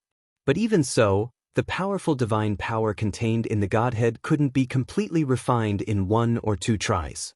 In the past half a month, the three of them had been refining it constantly, but this Godhead still had about half of its spiritual power stored. Slowly, after they finished cultivating, they still had Han Shu and Bai Minghuan's Godheads to refine. As for Fu Yu and the others' Godheads, they had already given them to Feng Jixing, Wei Chou, and Sidu Senator. As for Fu Yu and the others' Godheads, they had already given them to Feng Jixing, Wei Chou, and Sidu Senator. After an unknown period of time, a voice suddenly appeared in Lin Muyu's EC. Big brother Yu, are you still there? Lin Muyu replied, Yao, I'm on the 2nd floor, room number 1. Okay, I'll be right there. Lin Muyu stood up and said, Xiao Yin, Xiao Shi, Yao is here. The two beauties immediately tidied up their clothes. This was their first official meeting with Si Kongyao, so they had to be formal and dignified. They didn't want others to think that the Shattered Cauldron Realm's Great Empress and Princess Fungo were too vague. Creak. The room door opened, and Si Kongyao, dressed in martial attire, stood at the door. She looked at Lin Muyu with a smile and said, Long time no see. And long time no see. To Lin Muyu's surprise, Si Kongyao threw herself into his arms and said with a bell-like smile, Big brother Yu, I missed you so much. You're finally back. Shu. Behind them, Lu Bai and the 7 or 8 high-ranking generals of the Bai Zhe mercenary team gasped in unison. All along, Si Kongyao, the true owner of the Bai Zhe mercenary team, had always been swift and decisive. Everyone thought that this lass was already a tomboy, but at this moment, they realized that she was actually a young lady. At this moment, Si Kongyao blinked her big eyes and saw that there were 2 devastatingly beautiful women behind Lin Muyu. She was stunned and broke away from Lin Muyu's embrace. These 2 are. Qin Yin smiled and said, I'm Qin Yin. Tang Xiaoxi said, Tang Xiaoxi. Immediately, Si Kongyao's face turned red. She looked at Lin Muyu with a blaming look and said, Why didn't you tell me that the Empress and Princess Xi are here? Boo! It's so embarrassing. Lin Muyu couldn't help but smile and said, You didn't ask. It's all your fault. Si Kongyao hurriedly bowed and said, Yao pays her respects to the 2 sisters-in-law. When she said this, Qin Yin and Tang Xiaoxi were instantly elated. This form of address sounded so comfortable. Lin Muyu didn't know whether to laugh or cry. She said, "Come in, it's travel-worn outside." Lu Bai walked in with a group of generals. Then he knelt on one knee and said, "Greetings, Your Highness Yu. Greetings, Your Highness Yin and Princess Shi." "Get up. There's no need to be so polite." Lin Muyu raised her hand and everyone stood up. Lin Muyu could also see that there were 3 Saint Martial venerables among this group of generals. Si Kongyao was indeed skillful. The combat power of the Bai Zhe mercenaries was extraordinarily strong. "Bai, how are you?" Lin Muyu asked with a smile. "I'm fine. Thank you for your concern, Your Highness." "Oh, I'm not Your Highness anymore. There's only one Highness in the Qin Empire now, and that's Xiao Yin. My current position is the Marshal of the 3 armies and the commander of the Longdan Army Camp." Longdan Army Camp. One of the young generals said, "Is it the Longdan Army Camp that defeated the Flowing Dawn Army, the Long Dawn Army, and the Tsang Yen Army?" Lin Muyu nodded. The young general's eyes were burning. "Marshal, the Longdan Army Camp not only shocked the Broken Cauldron world, but it's also famous all over the world. Everyone in the entire celestial pole continent knows the name of the Longdan Army Camp. Everyone says that in terms of combat power, the Longdan Army Camp is worthy of being the #1 army in the world." Lin Muyu smiled and said, "There's no need to be envious of the Longdan Army Camp. The Bai Zhe mercenaries are also an army established by me, Lin Muyu. Every one of you is equivalent to a member of the Longdan Army Camp." Sooner or later, the Bai Zhe mercenaries will join forces with the Longdan Army Camp. "Really? That's great." All the generals were overjoyed. After all, the reputation of mercenaries didn't sound so good. Just by hearing it, one would know that they were people who exchanged their lives for money. However, the Longdan Army Camp was different. Every soldier with a sense of honor would feel honored to join an army like the Longdan Army Camp. At this moment, Si Kongyao said, "Brother Yu, why are you all staying here? Follow me to the city lord's residence. I've already obtained the seal of Shiping City. From now on, Shiping City and the entire Xishan province are ours. Why are you all staying in such a small place?" "No need." Lin Muyu shook her head and said, "This time, I don't plan to show my face in public. I'll keep as low a profile as possible. Don't let anyone know that I'm in the celestial pole continent. I'll give advice and suggestions to the Bai Zhe mercenaries. Don't worry, Yao." "Yes, that's good too." Si Kongyao pondered for a moment and said, "We'll probably set off for East Com City after resting for a day or 2. Why don't we do this? Brother Yu and my 2 sisters-in-law change into the clothes of the strategists and move with the army? The people of the Celestial Empire will only pay attention to how many warhorses and elite soldiers we have. They won't care how many strategists we have." "Yes, that's good too." The heavy snow was still falling. Suddenly, a violent voice came from downstairs. "Brat, get out here. Your grandpa Jingnan is here to settle the score with you." "Jingnan?" Lu Bai was stunned. "Isn't that the nephew of the prefectural governor Jingshou? What is he doing here?" "He's here to settle the score with me." Lin Muyu smiled helplessly. Si Kongyao was confused. How did brother offend someone like him? "I can't help it. Your 2 sisters-in-law are too beautiful." Lin Muyu laughed out loud. Qin Yin and Tang Xiaoxi blushed. They didn't know how to respond. Lu Bai clenched his fists and said, "Who cares? Lin General, you wait here. I'll go down and deal with this brat first. Shiping City is now our world. How long does he think he can do anything? There's no hurry. I'll go and take a look. I don't want him to hurt the innocent." Lin Muyu pushed open the door and jumped into the courtyard. She floated down with the snowflakes and saw torches in front of her. This time, Jingnan had brought a lot of people with him. There were at least 50 of them, and they were all dressed in military uniforms. Many of them were the guards of the prefecture. The strongest one could even condense the king's fighting flame. "Brat, you have guts." Jingnan fiercely pulled out his sword and pointed it at Lin Muyu. He said, "Don't you know whose territory you're in? How dare you be so arrogant? You're simply courting death. Guards, this man is a human trafficker. According to the laws of the Tianji Empire, he should be executed immediately. Kill him and find the two innocent women. Yes. A group of guards pulled out their weapons and stepped forward. Jing Nan's eyes were full of pride. Where's your arrogance? Aren't you very good at fighting? I'd like to see how you can defeat my 100 elite guards. Lin Muyu furrowed her brows. At this time, Si Kongyao's voice came from upstairs. Guards, surround him and disarm. Rustle, rustle, rustle. The sound of footsteps was endless. Countless Baizhe mercenaries rushed out from every corner of the inn, the sides of the street, and the alleys. They raised their torches and pointed their bows at Jing Nan's people. In the blink of an eye, they surrounded the 100 people. Lu Bai and a group of captaincy also pulled out their swords and surrounded Lin Muyu, pointing at Jing Nan and his people. Under the shining light of the torches, the 3 golden stars on the necks of Lu Bai and the other generals were very bright. In the celestial pole land, a person with a 3-star military rank was a lieutenant of at least 5,000 people. This also meant that the status of this group of people was higher than Jing Nan. Moreover, there were more than a dozen of them. What kind of lineup was this? Lin Muyu smiled lightly. With these people, I can afford to offend you, right? Jing Nan seemed to be petrified for a moment.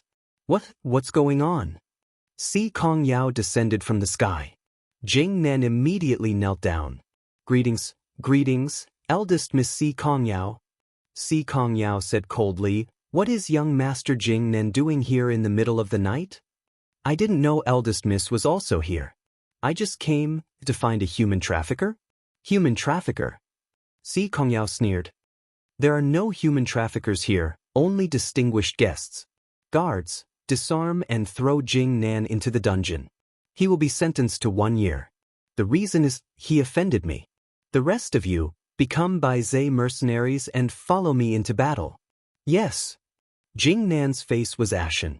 He looked at Lin Muyu from afar.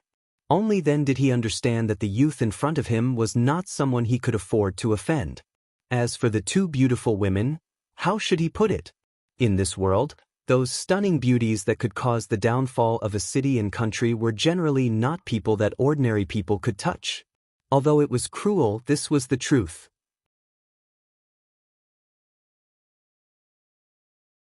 Chapter 962. On the 5th of December, the sky cleared up. Baizhe's 180,000 mercenaries left Shiping City in a grandiose manner, leaving less than 5,000 people to defend the city. At the same time, they took 10,000 soldiers from Shiping City to serve as backup troops. Lin Muyu, Qin Yin, and Tang Xiaoxi were mixed in with the strategists. They had all changed into black robes. All the strategists were hidden in the dark, which was why they wore black robes. They never showed their faces to others. However, a sword hilt wrapped in black cloth protruded from Lin Muyu's cloak, making people feel somewhat stifled. Even though she was a strategist who could fight. She wasn't weak like the others. Si Kongyao rode alongside Lin Muyu. The army passed by in a grandiose manner. The armored cavalry opened the way, and the grain carriages escorted the rear. As they were fighting on their own, there was no need to bring too much rations. After entering Eastcom province, the local government would prepare rations for the army. The cold wind howled, causing the war flag to flutter. Si Kongyao narrowed her beautiful eyes and said, Brother Yu, we just received news that Qin Yu's army has surrounded Eastcom City. Gong Shangming has led nearly 300,000 troops to defend Eastcom City. There are also nearly 200,000 scattered troops outside. Qin Yu has 500,000 troops surrounding the city. What should we do? If we attack from the inside and outside, we might have a chance of winning. Doesn't Qin Yu still have nearly 400,000 troops that he hasn't used? These 400,000 troops can attack us at any time. If we really go to help them, I'm afraid we'll become their main target. Lin Muyu smiled faintly. Besides, Yao, Yu and Bai worked hard to raise our 180,000 troops. This time, I don't plan on letting your 180,000 troops join the main battle. We're not fighting the main battle? Si Kongyao was shocked. Even Lu Bai was stunned. Lin General, if we don't fight head-on, how can we defeat the enemy? Chen Yu's million-strong army isn't paper. They can be blown away with a single breath. If we don't bleed them, I'm afraid they won't know how powerful they are. It's impossible for them to retreat from East Com Province. I know. Let's talk after we enter East Com Province. Have we sent out our scouts? They've been released. Give me a detailed map of Chen Yu's army's distribution and supply routes within 3 days. Tang Xiaoxi leisurely rode on her horse as she looked at the scenery on both sides. With Lin Muyu overseeing the Bai Zhe mercenaries, she didn't need to worry about anything. After all, Lin Muyu had fought in wars for so many years. She was talented enough to be the master of the generals in the Heaven Pole continent. As long as Lin Muyu wanted to win, it was impossible for her to not win. Qin Yin would also secretly open her eyes of blazing dawn to look at the surrounding scenery from time to time. She had already learned to control the domain power of the eyes of blazing dawn. Although she hadn't reached the point where she could control it freely, she was able to open her eyes and no longer launch indiscriminate pressure attacks. At the very least, when she wasn't hostile, the people around her wouldn't feel too much pressure. So the snowy scenery in the Heaven Pole continent is also so beautiful, Qinin whispered. Lin Muyu also lowered her voice and chuckled. Yes, but Xiao Yin, don't worry. Sooner or later, every inch of this land will belong to us, and the entire Heaven Pole continent will also be included in our Great Qin's version. Qin Yin trembled slightly. Brother, have you really decided to go on an expedition across the sea? Yes, but we still need some time. At most 3 years, at least 1 year.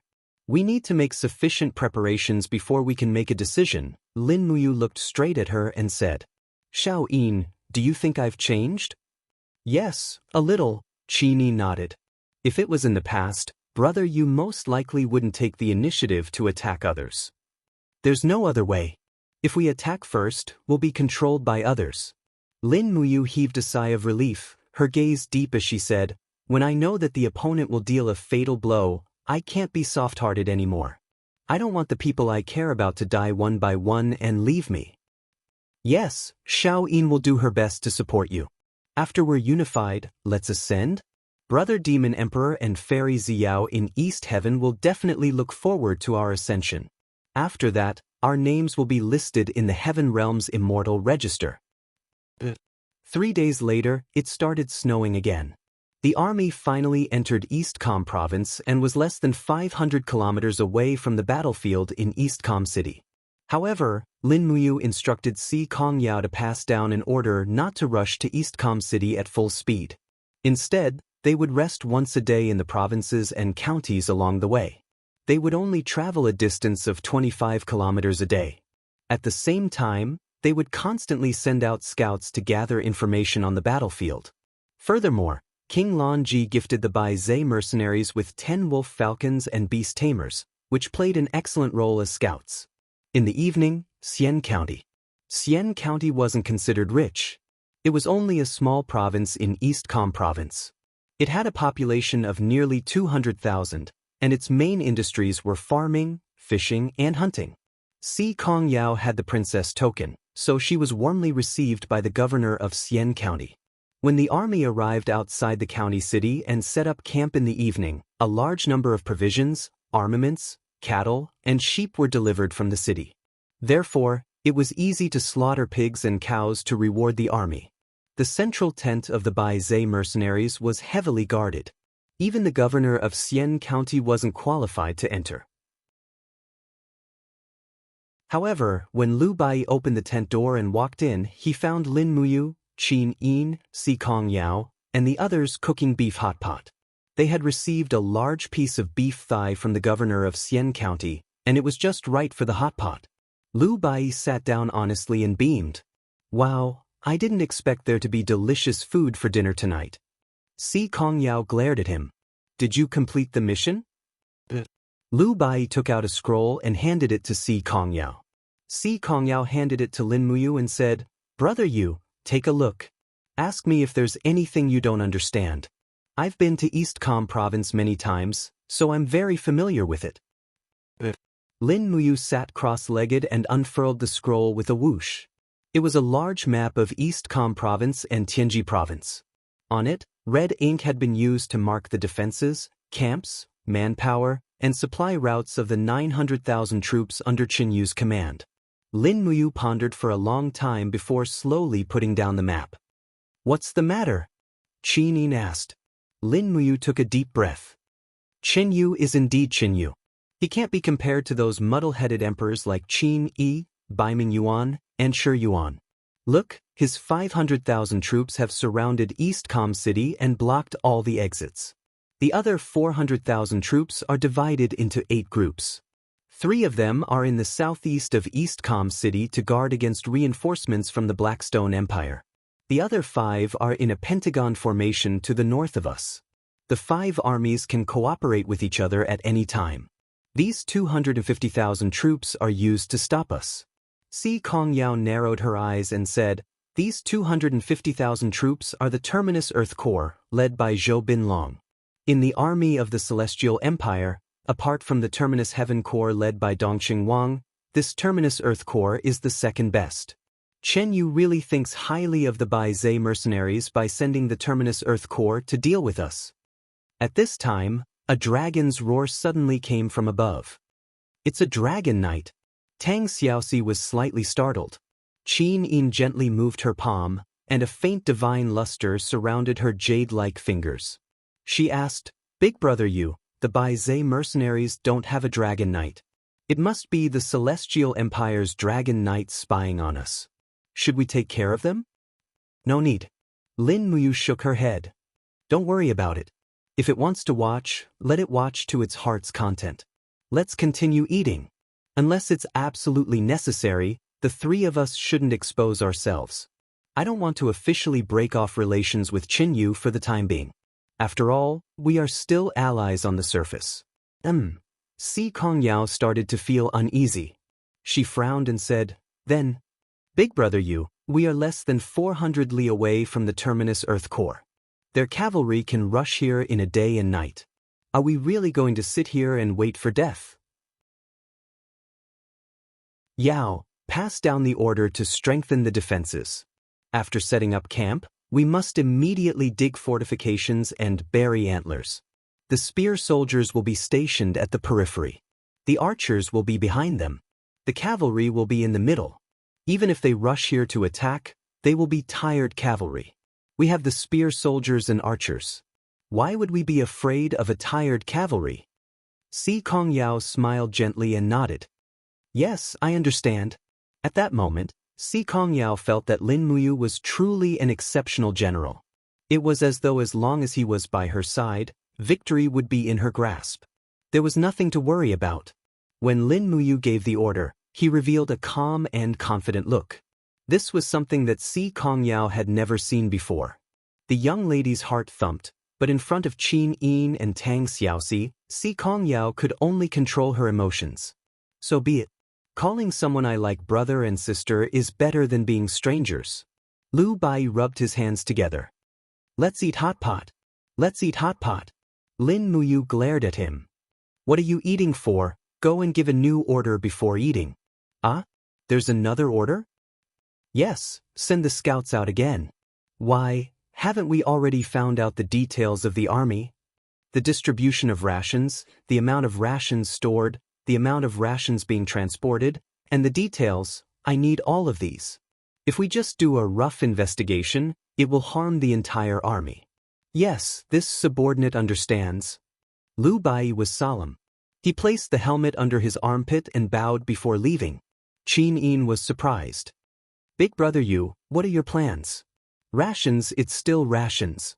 Lin Muyu muttered to herself. The Celestial Empire's 900,000 people entered East Com Province, but they didn't manage to conquer any of the cities along the way before they surrounded East Com City.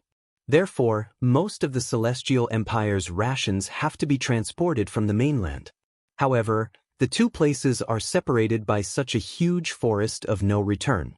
Their rations route must have been approved by the Demon Empress, so we just need to cut off the rations route and secretly send people to burn their granaries. Think about it, how much rations do 900,000 people need to eat in a day? In less than 5 days, they will have to kill their horses to appease their hunger. In less than half a month, I'm afraid the Celestial Empire will collapse without a fight. Once they flee, without any cavalry, our cavalry will be able to chase after them. 900,000 troops. It'll be good enough if half of them can return to the Celestial Empire. Si Kong Yao's little mouth was agape.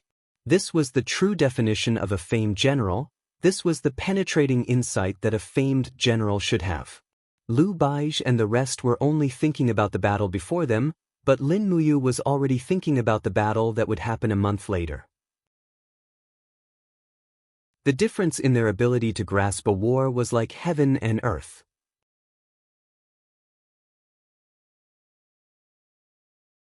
Chapter 963. I'm afraid it won't be easy to cut off the supply route. Tang Xiaoxi frowned. Wouldn't Qinyu have predicted this? Also, since the Monster Empress has decided to cooperate with the Celestial Empire, I'm afraid it won't be so easy to cut off the supply route. Lin Muyu nodded and smiled. But Qinyu would never have predicted that I know Nushi. Also, I know that Nushi only wants the survival of the Monster Empress. Nothing else is important. Since Qinyu can cooperate with Nushi, then we can too. Let's not talk anymore. Let's eat. The army can advance slowly. Leave the rest to me. After a full meal, everyone responded. Lin Muyu, Qin Yin, and Tang Xiaoxi shared a tent. There were 3 wooden beds in the tent, and the quilts were warm and dry. In the middle of the night, Lin Muyu suddenly sat up and grabbed the Shenyuan sword beside the bed. What's wrong? Qin Yin was a light sleeper. She opened her eyes and looked at him. I want to see Nushi. I knew it. Qin Yin smiled. Since you want to go, I'll go with you. It's safer this way. There's no need. Nushi is very cautious. Xiao Yin has the blood of a battle angel flowing in her veins.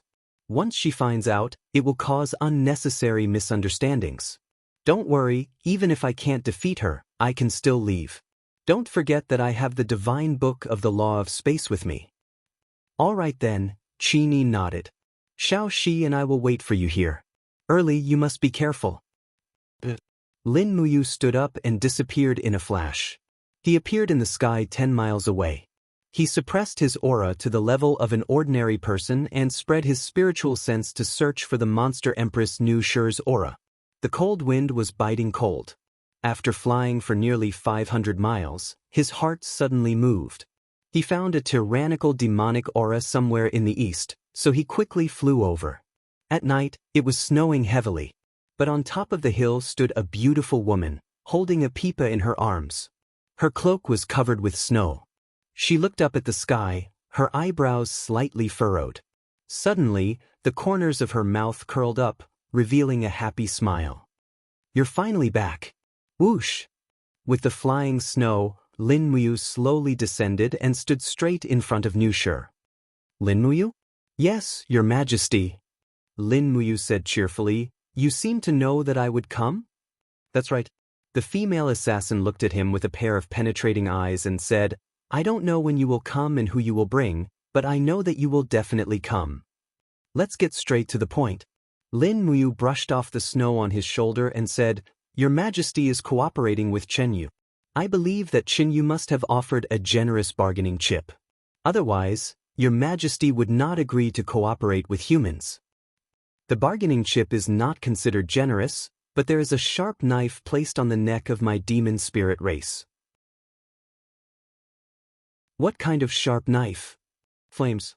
Lin Muyu was startled, but he was an intelligent person and immediately understood what was going on. He said, If Your Majesty does not agree to Qinyu's request, he will send people to burn down the forest of no return? Your Highness Yu is indeed smart. Nushi smiled faintly. Lin Muyu couldn't help but sigh. What kind of person is Your Majesty? You have never cared about worldly affairs and monopolized a region. Now that you are being threatened by someone like Qinyu, I believe it must not be a good feeling. A great humiliation, Nushi said word by word with a murderous look on her face. Lin Muyu smiled and said, It's all right. I'm here. We can talk about a new cooperation. Nushi smiled. Your Highness Yu, tell me first. What bargaining chip do you have? According to what I know, the Shattered Cauldron realm can't even protect itself now. Qin Xian established a nation and started to isolate you and Empress Qin Yin's power. The allied forces of the feudal vassals have become the so-called nation army. You can't even protect your throne, so how are you going to cooperate with me? I have another bargaining chip. Lin Muyu reached into her pocket and took out a token that was emitting a faint golden radiance. She said, "Your Highness, do you recognize this?" Nu Shi was slightly stunned. The commander token of the Bai Zhe mercenary troop? That's right. The Bai Zhe mercenary troop is my private army with a total of 180,000 soldiers. They have sufficient military equipment and rations. If I have the Bai Zhe mercenary troop as a bargaining chip, does your Highness think that we can talk about cooperation? Nu Shi smiled. All right, Lin Muyu is indeed Lin Muyu. No one would have expected you to make such a move. It's good that you kept the Bai Zhe mercenary troop. I'm afraid that a mere Bai Zhe mercenary troop will cause chaos in the celestial pole continent. Please tell me, Your Highness how do you want to cooperate? Lin Muyu was not in a hurry to answer. Instead, she took out an umbrella from her cosmos sack and opened it with a swoosh. She walked forward to shield the demon empress from the wind and snow. She smiled and said, "This place is really not suitable to talk about such a big matter." Nu Shi couldn't help but smile. She felt warmth in her heart. She was the demon spirit king and was born with unparalleled beauty. However, no man in this world dared to treat her well. Lin Muyu was the first. More importantly, Nu Shi didn't dislike this man. Instead, she felt that he was very interesting and she was willing to get close to him. Thinking of this, Nu Shi's face suddenly turned red. She couldn't help but curse herself in her heart. She was simply crazy. However, Lin Muyu didn't notice Nu Shi's abnormality. She continued, "Your Highness gave up a supply route in the Forest of No Return, allowing the Celestial Empire to pass through the Forest of No Return. This is the biggest bargaining chip that Qin can use to cross the Forest of No Return to attack the Tianji Empire. Without this supply route, I'm afraid that Qin Yu's million-strong army will be nowhere to go." Nu Shi was stunned. "Your Highness wants me to cut off the supply route? You don't have to do it yourself. The Bai Zhe mercenaries can do it for you. All your Highness has to do is order the demon spirit army not to attack the Bai Zhe mercenaries. I don't even need your Highness to use a single soldier to help me. You can just watch from the sidelines." "Then, what benefits does our demon spirit race have?" "Too many." Lin Muyu smiled and said, "First of all, you don't have to be threatened by Chen Yu anymore. Once Chen Yu's army is defeated, he won't even have the strength to set fire to the Forest of No Return. Secondly, the demon spirit race lives in the forest all year round and is constantly under threat. Your Highness can take advantage of the situation and attack the Tianji Empire's Huiyuan province. Taking down Huiyuan City will become the foundation of the demon spirit race. Thirdly, when my great Qin's million-strong army sweeps through the celestial pole continent, your Highness can join hands with me to rule the celestial pole continent." Nu Shi's shoulders slightly trembled. Lin Muyu's words had greatly exceeded her imagination. "Your Highness wants my demon spirit race to participate in the struggle for hegemony in the celestial pole continent? Your Highness, can you avoid it? Furthermore, the demon spirit race is already involved. You helped the Celestial Empire to attack the Tianji Empire's Yanji Corps, causing the Yanji Corps to be defeated and Zhang Cheng to be killed. Even if you don't attack the Tianji Empire, the Tianji Empire will take revenge sooner or later. Zhang Cheng is the sacred martial god, an existence second only to Sikong Ming. Your Highness, do you think that Bai Ming Yuan will let your demon spirit race off?" Nu Shi's shoulders violently trembled. Perhaps it was because of the cold, or perhaps it was because of fear. If Bai Ming Yuan really wanted to take revenge, the price would be too great. Lin Muyu continued, "Once the supply route is cut off, Qin Yu will definitely panic. He will then give the order to attack the city. There will definitely be a decisive battle between the Celestial Empire and the Tianji Empire. As long as both of them suffer heavy losses, your Highness can take advantage of the situation and seize the Huiyuan province. With the Huiyuan province and the Xishan province occupied by the Bai Zhe mercenaries, it will be enough to establish a foothold in this celestial pole continent. Nu Shi nodded. After thinking for a long time, she raised her head and smiled. Has your highness you already thought about the future for my demon spirit race? That's right. Lin Muyu's eyes were like torches as she looked at her, because I have long regarded your highness as an ally. Your highness wants to enjoy peaceful days, and so do I. However, only after eliminating the dissidents will there be true peace. What your highness has to do is very simple. It's just a choice. Choose me, Qinyu, or even Baiming Yuan. Whoever you think will be the final ruler of this continent, you can choose him. Nu Shi's eyes were tranquil. After a few seconds, she said, Can your highness you show me your sword? Lin Muyu unsheathed the Xianyuan sword. Nu Shi held the divine sword, her body slightly trembling. She said, Such a powerful morality. This is? The Xianyuan sword, the weapon that Brother Demon Emperor gave me. The Xianyuan sword. Nu Shi raised her head and looked at him. This is the sword of a king. Lin Muyu was stunned. Why do you say that? Nu Shi took a step back and knelt on the ground. Demon Emperor Nu Shi is willing to respect Lin Muyu as the king. As long as the king points, the demon race will go through fire and water. Lin Muyu hurriedly reached out to hold her arms. Get up, your highness is too kind. Nu Shi stood up and smiled. Then, the alliance has been formed. It seems that your highness has also made a choice. Yes, with the Eastern Heaven Realm's 7 luminaries Demon Emperor as your backing, your highness you will eventually become the king of this plane. This little girl is just adapting to the circumstances. Lin Muyu looked at her deeply. He knew that his charm had not reached the point where it could confuse the Demon Emperor. Nu Shi was very smart, and her choice would be the wisest. Land of Exile. Dark clouds rolled in the sky as if a heavy rain was coming. On the ground, countless creatures looked up at the sky. They knew that it rarely rained in the Land of Exile. Even if it rained, it was just acid rain contaminated by radiation. Thunder rumbled, and a bolt of lightning tore open the sky. The exiles looked up at the sky and saw a beautiful woman with 6 wings behind her descending from the sky. When she landed in the town, the 6 wings disappeared on their own, as if they had never appeared. She looked around and stepped into a tavern. Give me a glass of strong wine. She pressed a gold coin on the counter. The owner of the tavern was a bearded man who had lost an eye. He was slightly startled, then accepted the gold coin and said, Please wait a moment, it will be ready soon.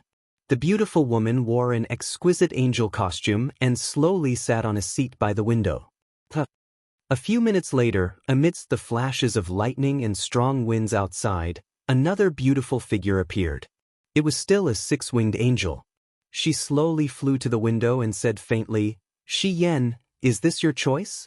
You said that you want to go back to your hometown to rest, but why did you come to such a filthy place like the Land of Exile?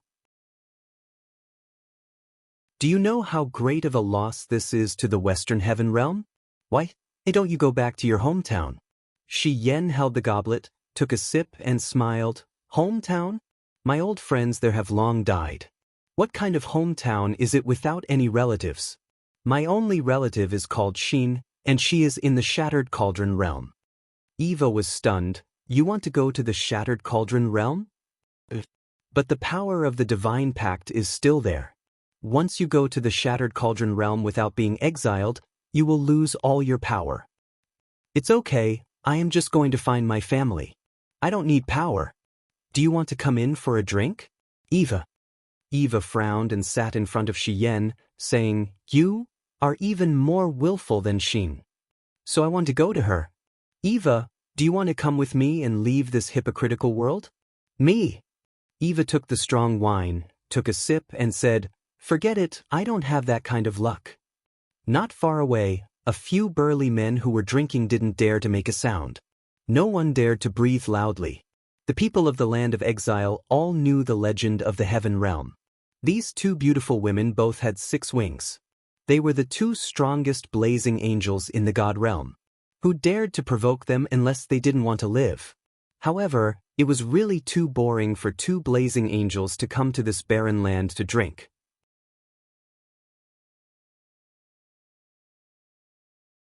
Chapter 964. Tell me, what are you thinking? Eva held her goblet and looked indifferently at Xian, her best friend who had known her for over 10,000 years. Actually, I don't have any thoughts. I'm just very confused. Xian put down her goblet, raised her hands behind her head, and lay lazily on the dirty sofa. Also, I'm tired. I don't want to continue working meaninglessly. Tired? Yes. For tens of thousands of years, we've experienced many massacres. Every time, I firmly believed that what we did was for judgment and justice. But now, it seems that isn't the case. We're just trying to protect our position as the master of the God realm. Xian laughed self-deprecatingly. I originally thought that I was a blazing angel who defended the Western divine realm. But now, it seems that I'm just an executioner. For our own selfish desires, we've caused the mortal world to be at war for years. Many living beings have died because of us. This isn't something that the God realm should do. Gods should pity the common people and not treat mortals as ants. Are you blaming the ruler? Eva asked with a smile. No, I'm not. Xian shook her head, but felt that such a denial was too weak. Maowa took another sip of wine and said, just as you said, the ruler's actions over the past year have indeed exceeded the standards of a ruler of the God realm, and he is more like a tyrant. But Xian, you should also look at it from another perspective. The rise of the East Heaven Court has caused the other three great heaven realms to feel that they are in imminent danger. At this time, the ruler has already lost his composure. Is it too much to do so many things in order to protect his ruling position in the West Heaven realm? He's just doing what a ruler should do. Maybe you're right. Xian's gaze was indifferent. After I signed a divine contract with Xiao, why can the seven luminaries Demon Emperor and Xiao abide by it, but not the Lord Ruler? Were the seven luminaries Demon Emperor and Xiao not worried about losing the Shattered Cauldron realm in Linmuyu? They are worried as well, but they don't want to trample on their own dignity and principles.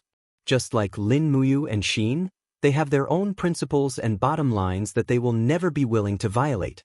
As for the Lord Ruler, he has already lost all of his bottom lines. Eva was stunned. She muttered, You're very angry at the sovereign? Or rather, I'm disappointed. Xian looked out of the window, her eyes as clear as water.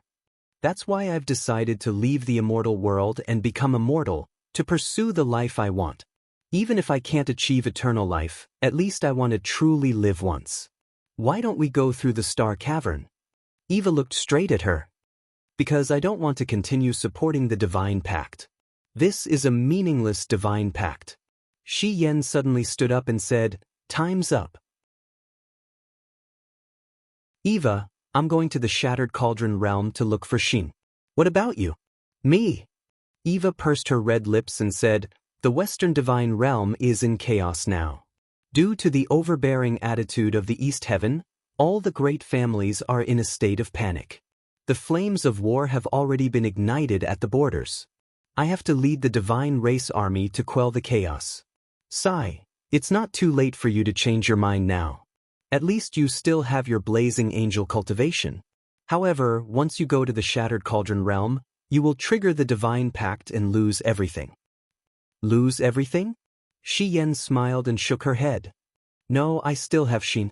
I heard that Terralin, Lake, and the others are still in the Shattered Cauldron realm. Following Xin is equivalent to betraying the Western Divine Realm. The Sovereign definitely won't let them off. So I have the responsibility to lead them to a path of survival. Can you still lead them to the light after losing your godly power? But you don't believe in my ability? Xian smiled and gently opened her palm. A small sword of light condensed at the tip of each of her fingers. She smiled and said, Eva, don't forget that we have sparred countless times over the years. You have never won against me even once. I admit that the 7 slashes are indeed powerful. However, can you still use the 7 slashes without your godly power? Eva frowned. How about this?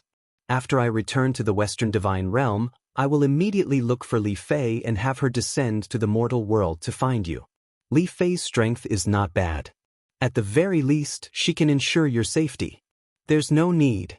Don't let anyone find me. I don't want to be a blazing angel anymore, Xian said very calmly. However, Eva was stunned. She could hardly believe that Xian would say such a thing. Blazing angels were existences that were almost ultimate gods. What kind of person would be willing to give up such a noble identity? Alright Eva, I'm leaving. Xian stood up and suddenly disappeared from the small tavern. The next moment, a ball of fire fell straight into the distance. It was a force that had entered the spatial crack. You! Eva gritted her teeth. She felt the ground beneath her feet start to tremble. Rays of golden light appeared in the air. The light condensed into ancient characters that spun rapidly in the air. Soon after, they all collapsed. The divine pact had been broken. The price was that Xian had lost all of her cultivation. Whoosh! A pillar of light poured down on the ground. The next moment, in the depths of the forest, the light gradually condensed into the image of a beautiful woman. She wore a long white dress and knelt in the wild grass as if she was not afraid of the cold. Roar! Her Lin had alarmed the surrounding beasts. A grizzly bear woke up from its sleep, roaring and waving its sharp claws to kill. Go back. Xian looked indifferently in the direction of the grizzly bear. She muttered silently, Go back and rest immediately. Otherwise you will regret it. Roar! The grizzly bear stopped. A pair of black eyes stared at the delicious meal of Xian. It raised its head and roared. It actually walked back to its nest dejectedly. This was a 240-year-old spiritual grizzly bear. Xian, who had lost her cultivation, actually scared off the grizzly bear just by relying on the aura of a former blazing angel. What a child. The corners of Xian's mouth curled up with pride. She slowly drew out the sword, Blazing Moon, from her waist. The blade was slightly curved, like a crescent moon. However, there was a faint scorching power around the blade. This blazing moon sword was also considered one of the top artifacts in the Western divine realm. Apart from Claude's Dig's spear and dagger of time, the blazing moon sword was probably the strongest. However, Xian could not muster a trace of divine power in her body.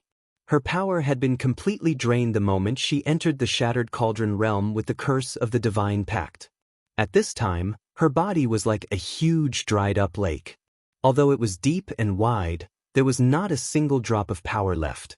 With a slight frown, Xian's hand that was holding the blazing moon sword trembled slightly. This long sword that had been with her for many years seemed to be on the verge of losing control. A tyrannical power surged out from the blade and slowly devoured Xian's palm. In an instant, Xian stood rooted to the ground. Her face was pale and her arms trembled violently. She gritted her teeth and said in an imposing manner, Blazing Moon, are you crazy? Don't tell me you don't recognize me anymore? Behave yourself. Otherwise, I will smelt you and turn you into a pickaxe for digging coal. Buzz buzz. This threat was very powerful. The devouring of the blazing moon sword gradually weakened, allowing Xian to relax. The artifact originally contained power. Although she did not have divine power in her body, she might be able to use the first few moves of the 7 slashes by using the power of the blazing moon. If that was the case, at least she would have the power to protect herself in this plane. Step by step, she walked to the edge of the forest. When she came to the main road, she saw a stone tablet buried at the edge of the official road from afar. On it were 3 huge words, Zhangnan Province. In the East Heaven, Xian's lonely figure appeared in the huge pond of illusion. The 7 luminaries' demon emperor was dressed in military attire, ready to personally lead the army into battle. Holding the Pangu axe in his hand, he squinted his eyes and smiled. The divine pact has been lifted.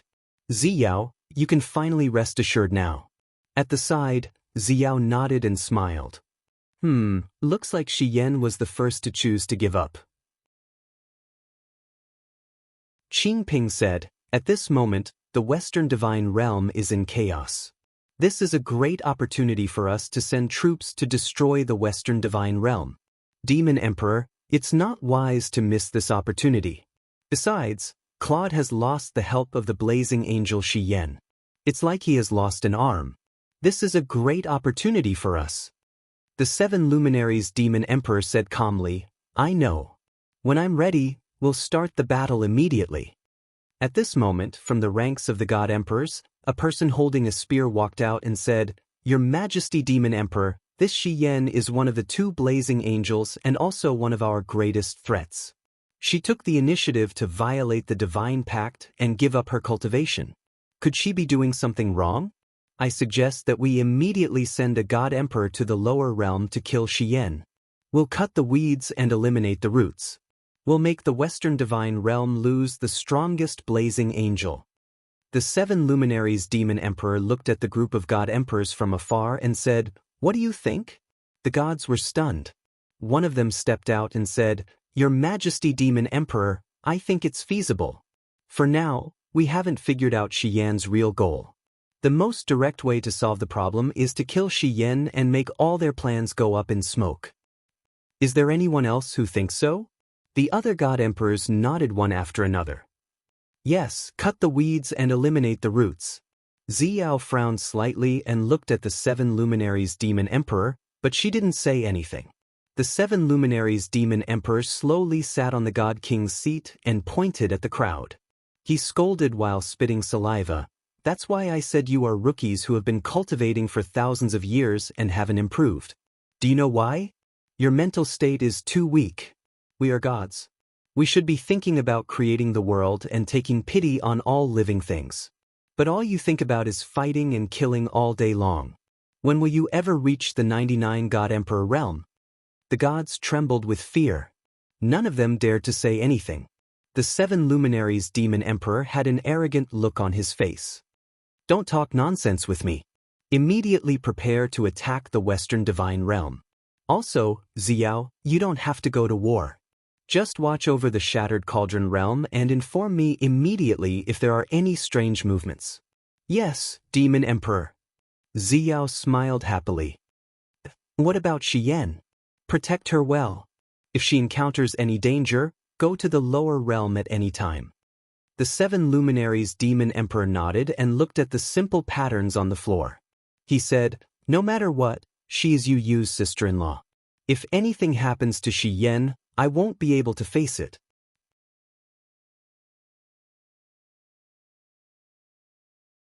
Chapter 965. December 11th, Forest of No Return, Heavy Snow. The roads in the Forest of No Return were rugged. Only one of the mountain roads was relatively flat and could still be used to transport supplies. This road was called the Coiled Snake Road and was extremely winding. At this time, the Coiled Snake Road was covered by heavy snow, but from afar, one could see that the Celestial Empire's grain transport team had a lot of people. There were at least 5,000 of them. A large group of people at the front swept the snow and cleared the road. At the back, there were cavalry on war horses helping to drag the grain carts that were stuck in the mud. At the same time, there were 2 dragon knights hovering in the air. Sending 2 dragon knights to protect the grain route was enough to show how cautious Qin Yu was in using his troops. However, this time he was destined to fail. On the mountain ridge behind the Coiled Snake Road, the densely packed cavalry and archers were already ready. Banners fluttered in the cold wind. Lu Bai, Si Kongyao, and the others stared at the 2 dragon knights in the air. Is there no problem? Lu Bai frowned and said, Are these 2 dragon knights blind? We are so close, but they actually turned a blind eye to the 10,000-strong army? Lin Wu said, Don't talk nonsense. Her Majesty the Female Slayer has set up a blinding enchantment in our entire area. Even the dragon knights can't see it. The female slayer wore a white cloak and glared at Lu Bai. Lu Bai's heart almost stopped. Qinin smiled and said, Then when do we make our move? Wait until all the grain carts arrive at the Coiled Snake Road. Lin Muyu's eyes were cold and said, There are at least 500,000 dawn of grain. This is at least 10 days' worth of rations for Qin Yu's 1 million troops. As long as we cut off their rations, Qin Yu will be begging for death. Si Kongyao chuckled and said, How do we make our move? Let's get rid of these 2 dragon knights first. Lin Muyu squinted at the sky and said, "In a while, Xiao Yin and I will go up together. Each of us will kill one of them before they release the wolf falcons. Xiao Shi will lead Bai and Yao to attack from the ground. Remember, leave some alive and try to ensure that their armor is intact." "But," Lu Bai asked.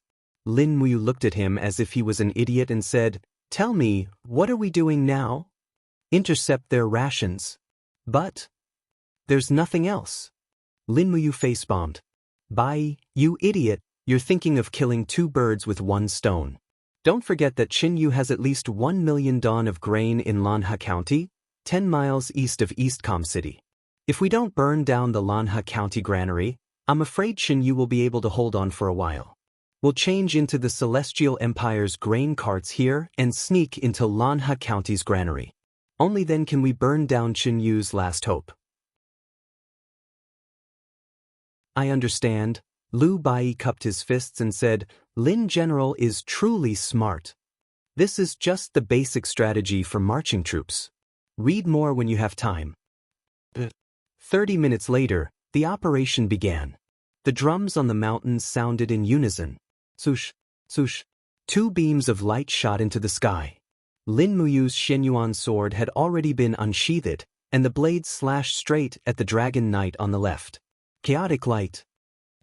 The Dragon Knight hurriedly pulled out his sword to block, but how could he block it?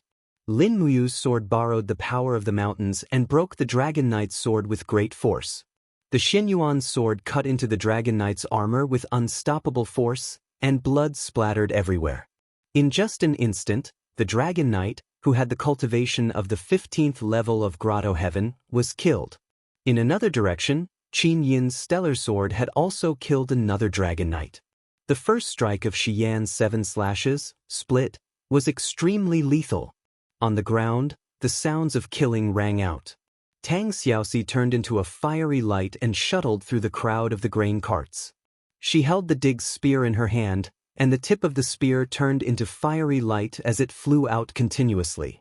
This allowed the Bai Zhe mercenaries to seize absolute dominance on the battlefield with almost no losses. In less than 10 minutes, more than half of the 5,000 grain carts of the Celestial Empire were killed. The remaining 1,000 or so surrendered. Their fighting spirit didn't seem to be very strong. Under Lin Muyu's orders, the Bai Zhe mercenaries imprisoned these 1,000 cavalrymen, and Lu Bai selected 1,000 elites. They put on the clothes of the grain carts and escorted the grain carts to Lanhe County. Watching the grain carts leave, Lu Bai sighed. "I taught these 1,000 people personally. Lin General, do you think they can come back alive?" "Most of them can't," Lin Muyu said. Lu Bai's heart turned cold. "But Lin General, you told them that as long as they burn the granary, they can enter the stables, steal the war horses and escape. If I didn't say that, they definitely wouldn't be willing to go." Lin Muyu exhaled a breath of hot air and rubbed her cold palms. "I can only give them hope and let them complete this impossible task. What kind of person is Qinyu? He's good at scheming. His granary will definitely be heavily guarded. Even if they go in, it will be very difficult to get out." But Lu Bai was stunned. Sikong Yao, who was at the side, patted his shoulder and said, "Commoner, you should also understand the principle of not being merciful in commanding an army. You can't bear to let the officers and soldiers throw away their lives. This is the reason why you are qualified to be a general, but Big Brother you can do this. This is the reason why he is qualified to be a marshal. If even he is as indecisive as you, then this battle has already been lost." Lin Muyu was silent. She quietly turned around and sat on a rock. She didn't even sweep away the snow on the rock. "Are you all right?" Qin Yin quietly accompanied her. "I'm fine." Lin Muyu raised her head to look at her and smiled. "I can overcome this mentality. Over the years, tens of thousands of people have died for me, but I know that what I'm doing is right. Only by doing this can fewer people die. Only by doing this can the world be unified." The female murderer nodded her head in approval. Lu Bai seemed to think for a long time. "Then what do we do now?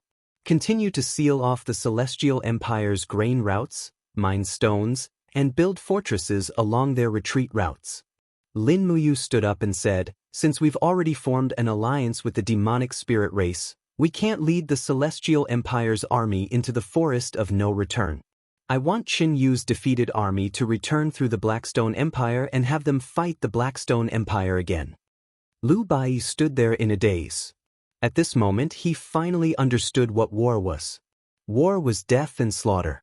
It was all about schemes and strategies regardless of the cost. Yes, this subordinate understands.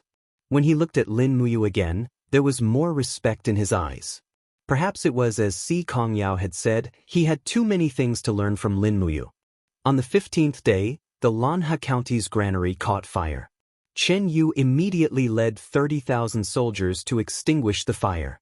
After a day and a night, the fire was extinguished. However, the granary had turned into ruins in the middle of the night. Dust from the burning of the grains fell from the sky, covering every corner of the Lanha County. It made people feel despair. Rustle, rustle, rustle, Chen Yu's battle boots stepped on the muddy ground.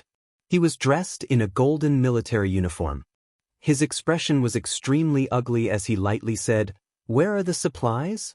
A general cupped his fists. "This official is here. How much rations do we have left? How many days will it last?"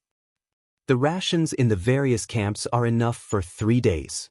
The remaining rations in the Lanha County can support the entire army for another 2 days. In other words, even if we reduce the rations every day, we can only last for 10 days. Only 10 days? Chen Yu's gaze was cold. What the hell are you all doing? When will the rations transport team arrive? Send my imperial edict back to Scorching Han City.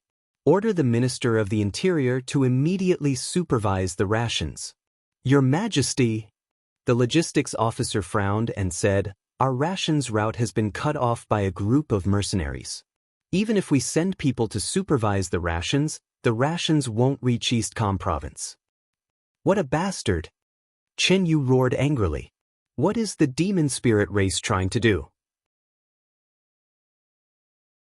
At the side, Liao Yang cupped his fists and said, "Your Majesty, the demon spirit race's army withdrew 5 days ago. Most of them returned to the forest of no return. It seems that the demon empress has given up on cooperating with us." Fickle. Chen Yu's palm landed on the wall, leaving a clear palm print. He frowned and said, "Is there no other way?" "Yes, we can send a small army to the surrounding cities to collect and purchase rations, but the amount won't be too much. The only way is to break into Eastcom City. There are more than 50 granaries in Eastcom City. Once they are breached, we will have an endless supply of rations. Furthermore, the defending general, Gong Shangming, is just a weak scholar." Gong Shangming? He's just a defeated opponent of Lin Muyu. Chen Yu took a deep breath and said, "Order the army to attack the city quickly. We must take down Eastcom City within 10 days and cut off Gong Shangming's head. Also, send a small army to collect rations. Even if it's looting, they must get rations for me. Don't reduce the army's rations. I can't let the soldiers go hungry while fighting." "Yes, Your Majesty." A day later, the 500,000-strong army of the Celestial Empire attacked the city. The entire Eastcom City was engulfed in the flames of war. Although Eastcom City was an isolated city, it was rich in resources and sturdy. The ones who were even more anxious were the Celestial Empire's army, which had lost their rations. After 3 days of attacking, both sides suffered heavy losses. The city was covered in corpses. The Celestial Empire's advantage was the number of Dragon Knights. More than 300 Dragon Knights circled above the city, slaughtering soldiers and burning the granaries. They were unscrupulous. In the blink of an eye, the ancient city of Eastcom was reduced to ruins. Smoke rose into the sky from within the city, and the people were in dire straits. "Urgent report." A messenger rushed into the tent, panting.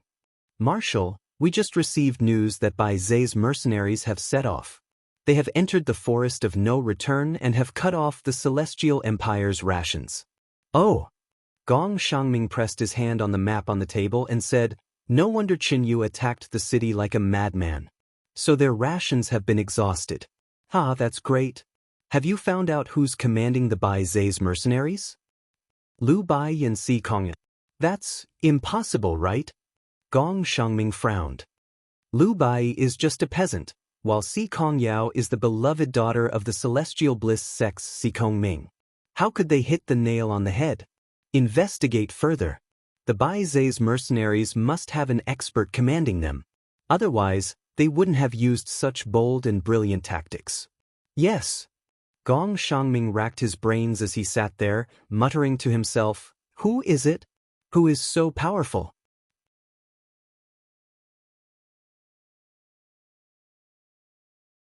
Chapter 966. On the 22nd, it snowed for 4 days and 4 nights.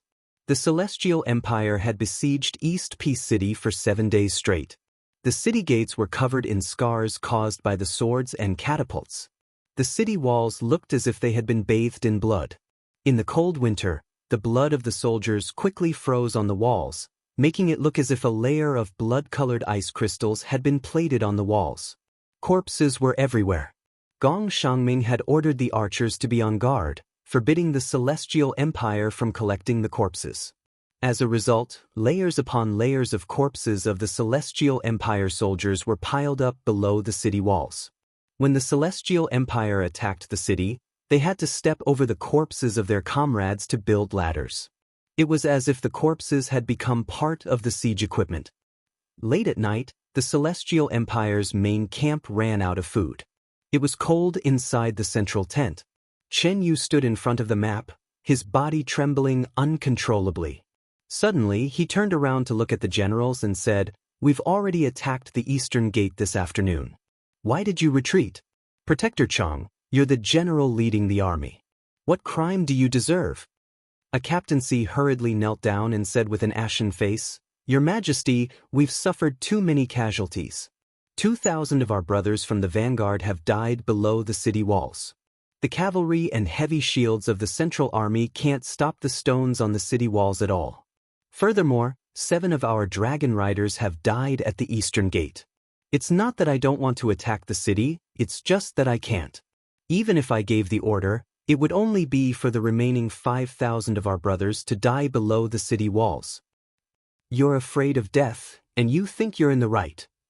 Chen Yu pointed at Protector Chang and shouted, "If even a general is as afraid of death as you are, who would dare to attack the city without any regard for their own safety?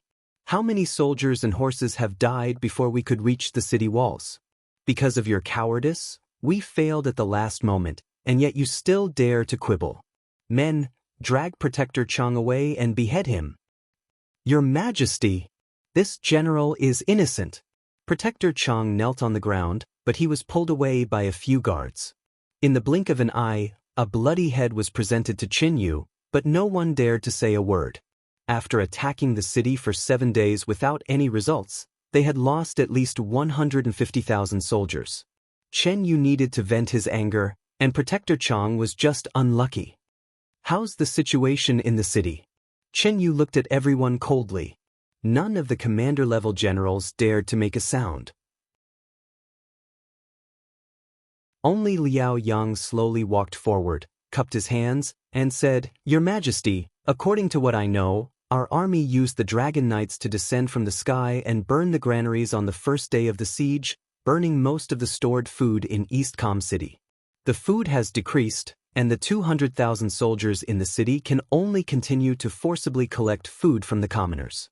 As a result, the commoners in Eastcom City have been complaining incessantly. At this point, we can already see people exchanging children for food. Many commoners have not eaten for 3 to 5 days, and almost all the tree bark and roots in the city have been eaten up." Chen Yu said indifferently, "It seems that Gong Shangming won't be able to hold out for much longer. The commoners in the city are exchanging children for food, which means that Gong Shangming's military rations have been exhausted. As long as we surround the city, we can take down Eastcom City in one go. Men, take my order and deploy the Terminus Earth Corps. Let them participate in the attack." Liao Yang frowned and said, "Your Majesty, our army's food supply has also been cut off." "When did this happen?" "This morning. It's already night now, And there are still many soldiers who haven't even eaten lunch. Many moldy and rotten grains have been taken out to be boiled, but it's still a drop in the bucket. It's not enough. Do the soldiers know about the food shortage? Not yet. Yu took a deep breath. But we can't let them know. Pass down the order, say that the grain transport team has been delayed on the way, and will definitely arrive within a day. In addition, kill the 10,000 warhorses of the Terminus Heaven Corps' Vanguard Battalion to save the situation. The Terminus Heaven Corps was Dongqing Wang's heart, and the Vanguard Battalion was the elite cavalry of the Terminus Heaven Corps. Suddenly, Dongqing Wang frowned and said, "Your Majesty, once the horses are killed for food, I'm afraid the combat power of the Terminus Heaven Corps will be greatly reduced. Moreover, 10,000 warhorses can feed 800,000 soldiers. After a day, they will still run out of food." Yu frowned. "Dongqing Wang, don't worry too much. I've calculated. In addition to the Vanguard Battalion of the Terminus Heaven Corps, we have a total of 150,000 cavalry. These 150,000 warhorses are enough for us to hold out for 15 days. As long as we hold out, the people in the city may have all starved to death, and East Com City will be won without a fight." Dongqing Wang trembled all over. "Your Majesty, are you going to give up the cavalry of the Celestial Empire? Once we lose the 150,000 cavalry, how can we fight a positional battle with the Tianji Empire? If people starve to death, even if we have the cavalry, what can we do?" Yu looked at him coldly and said, "I've made up my mind. There's no need to say more. Every day, we will kill the horses for food. We must block all the food routes around Eastcom City. If we can't eat food, Gong Shangming can't eat either. I'd like to see how long this weak scholar can hold out." As he spoke, Yu bowed to Han Yuan and said, "Lord, come with me to the forest of no return tonight. I want to see the demon Emperor Nuslik and see what she's doing. Isn't she afraid of the revenge of my million-strong army?" Han Yuan nodded.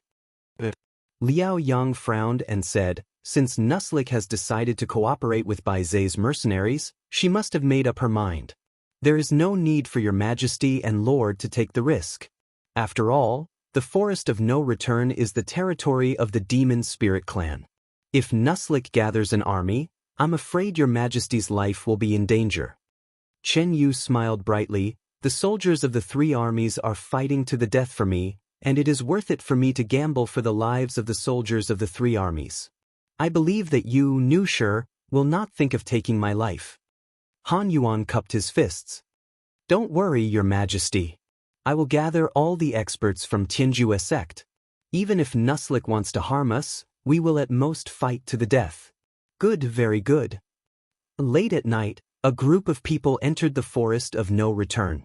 Heavy snow swirled in the air. Nushi, who was on the hill, could see through this group of people.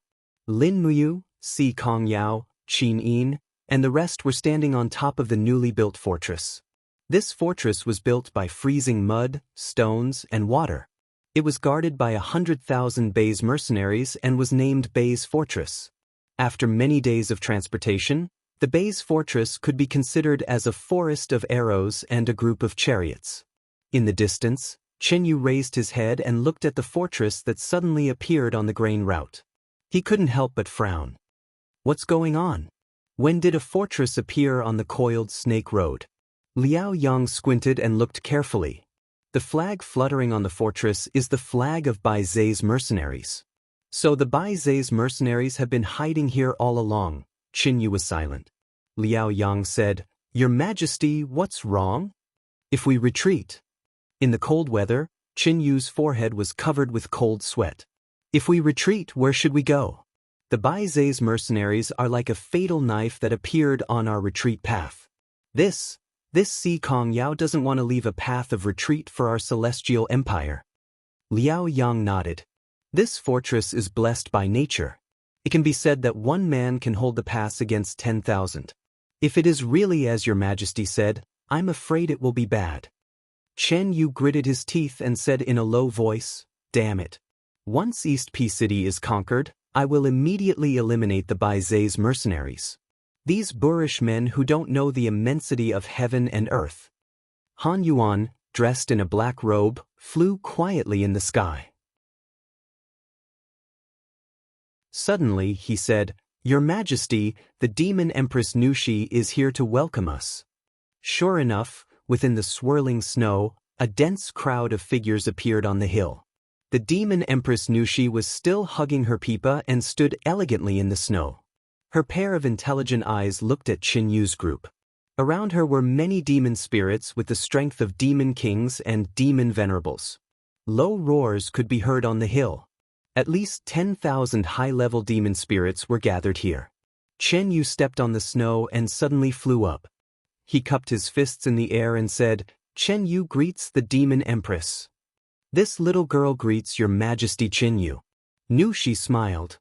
"May I know why your majesty brought over 100 people here?" Qin Yu smiled faintly and said, "I just want to ask why your majesty allowed the Bei's mercenaries to act so wantonly on the serpentine path. Could it be that your majesty has forgotten the agreement between us?"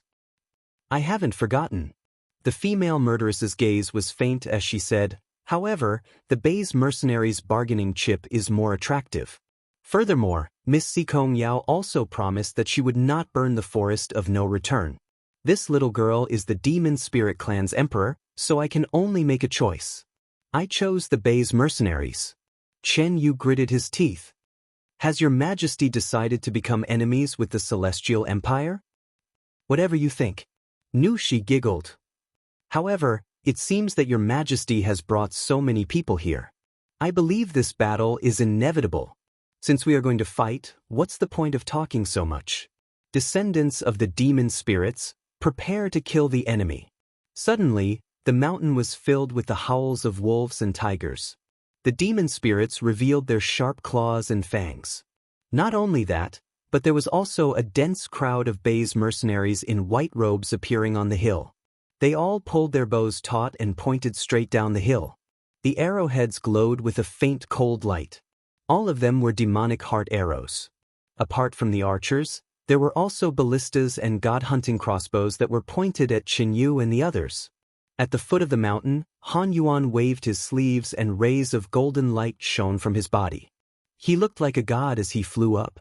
Su Ran smiled. "Nushi, do you really want to start a war with the Sky Limit sect?" Nu Shi faintly smiled.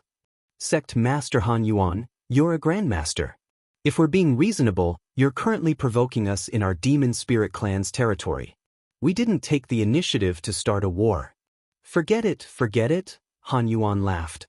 "From now on, there will be no more demon spirits between the mountains. Kill them."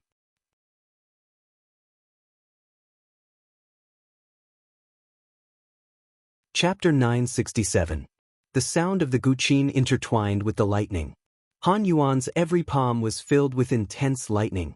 When his palm landed, not only did it clash with Nu Shire's power, but it also burned the surrounding demon spirits with lower cultivation into ashes. Han Yuan's cultivation was very shocking.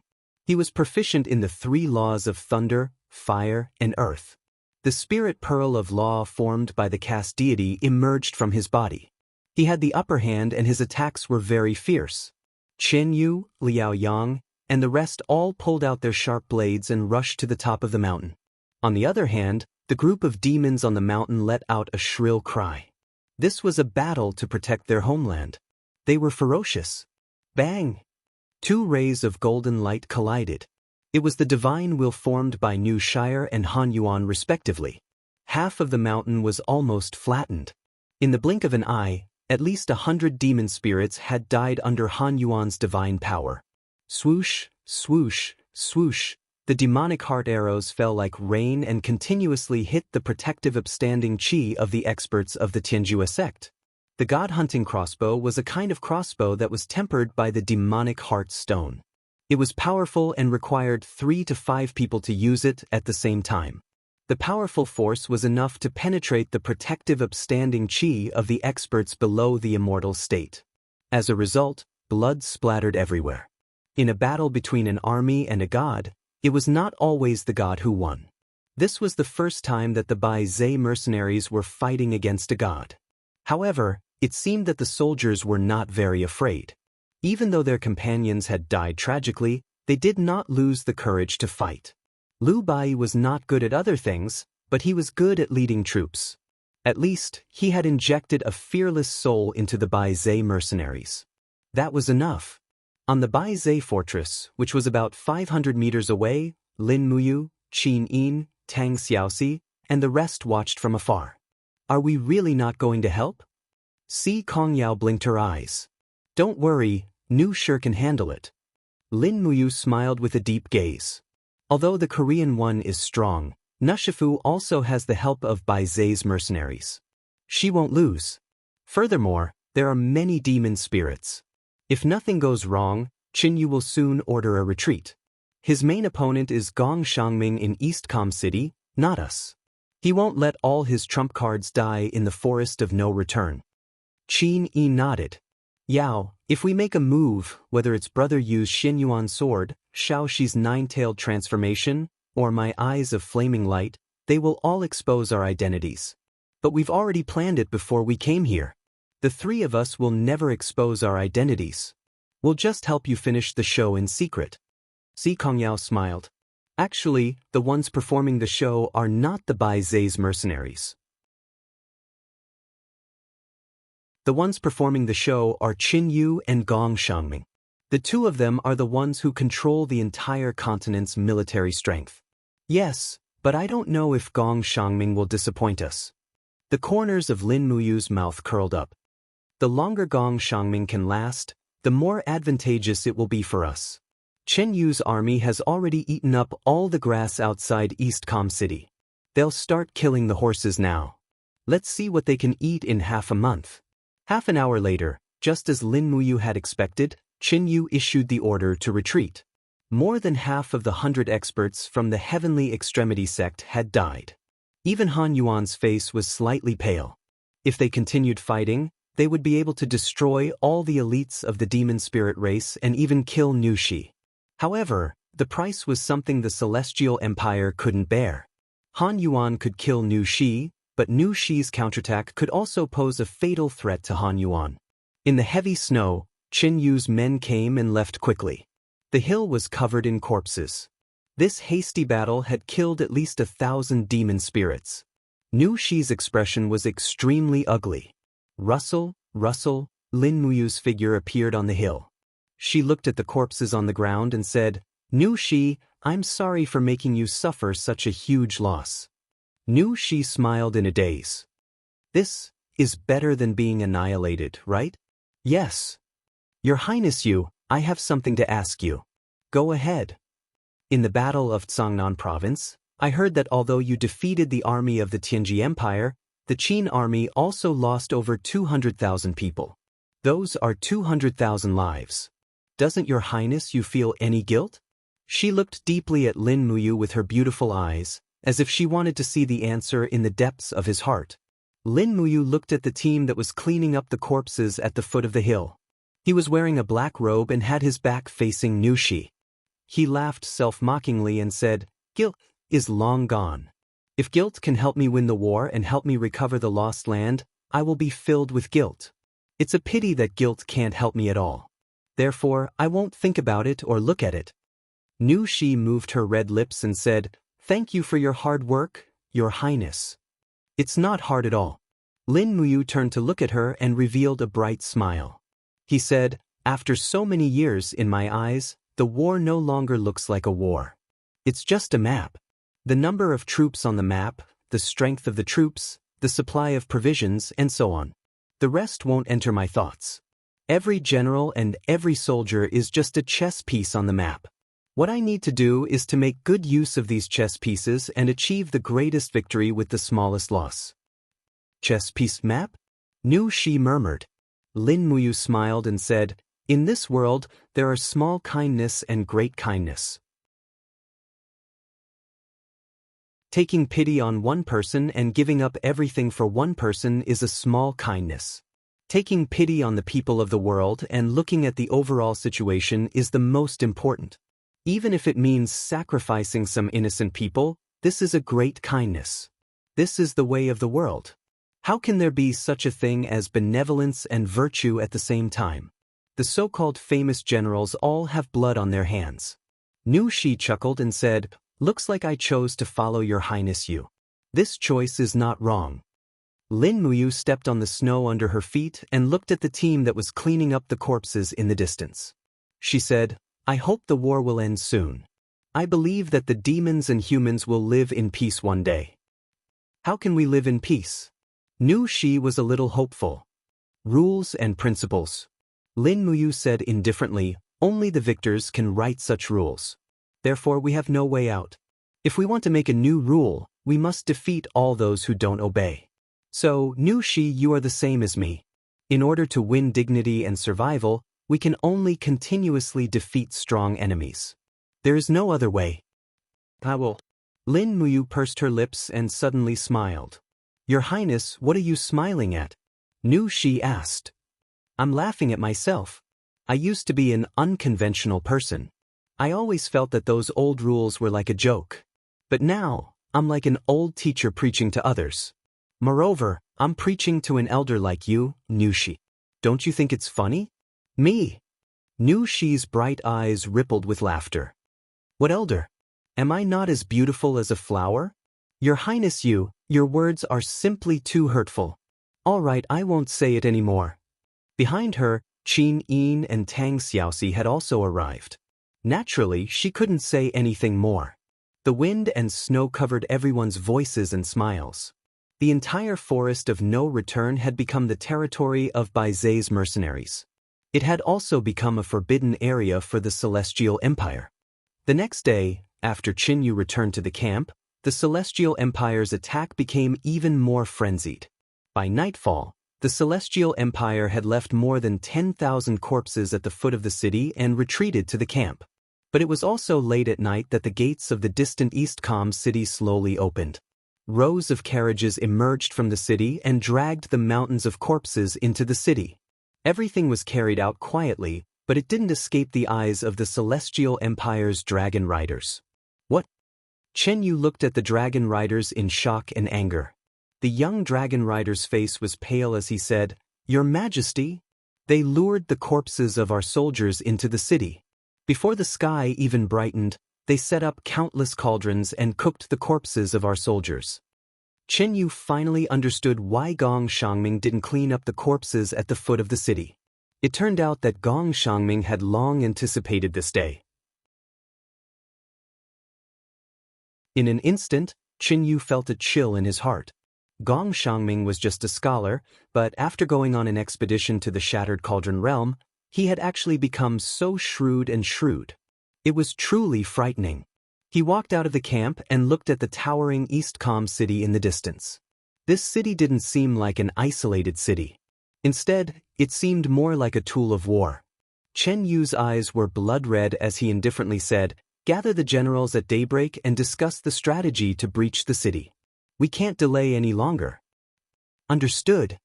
However, the so-called strategy to breach the city was just to increase the strength of the siege. This also meant that more people would die. On the 25th, the Celestial Empire broke through the Eastern Gate with the help of the One. However, the more than 10,000 troops that entered the city were ambushed and killed by the Tianji Empire's iron hoofs. In the end, all their efforts were in vain.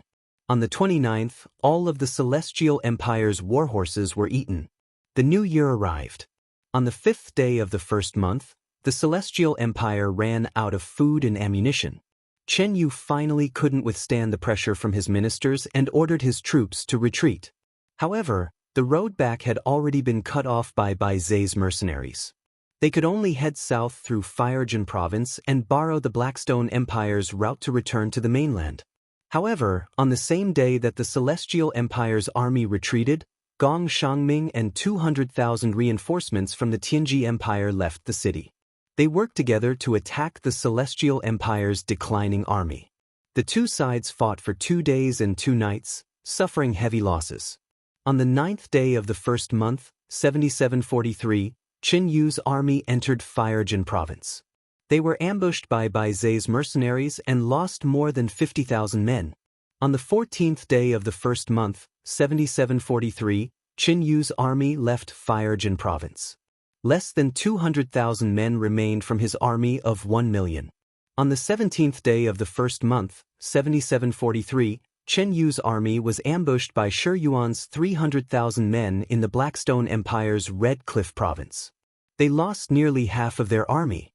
On the 27th day of the first month, 7743, Chen Yu finally returned to the mainland. Less than 90,000 men remained from his army of 1 million. Jinyun Pass. Chen Yu's defeated army was chased all the way.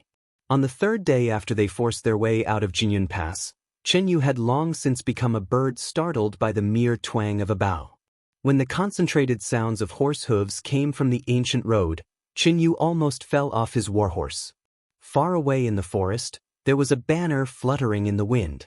It was the Celestial Empire's wolf-head war flag. Liao Yang couldn't help but exclaim in surprise, "Your Highness, it's our own army." It's the Sun Yan army stationed outside Jinyun Pass. It's the commander of the Sun Yan army, Lord Su Zhan. Sure enough, the armored cavalry stopped in the distance. A general came forward and knelt on both knees. "Your Highness, you've suffered." Your subordinate Su Zhan led the 200,000 men from the Sun Yan army to rescue you. Chen Yu stood in the snow in a daze. His face was devoid of color. Suddenly, he burst into tears. You're tuning in to the Wang Lin's Journey YouTube channel. Don't forget to subscribe and join us on this journey to catch the most captivating stories.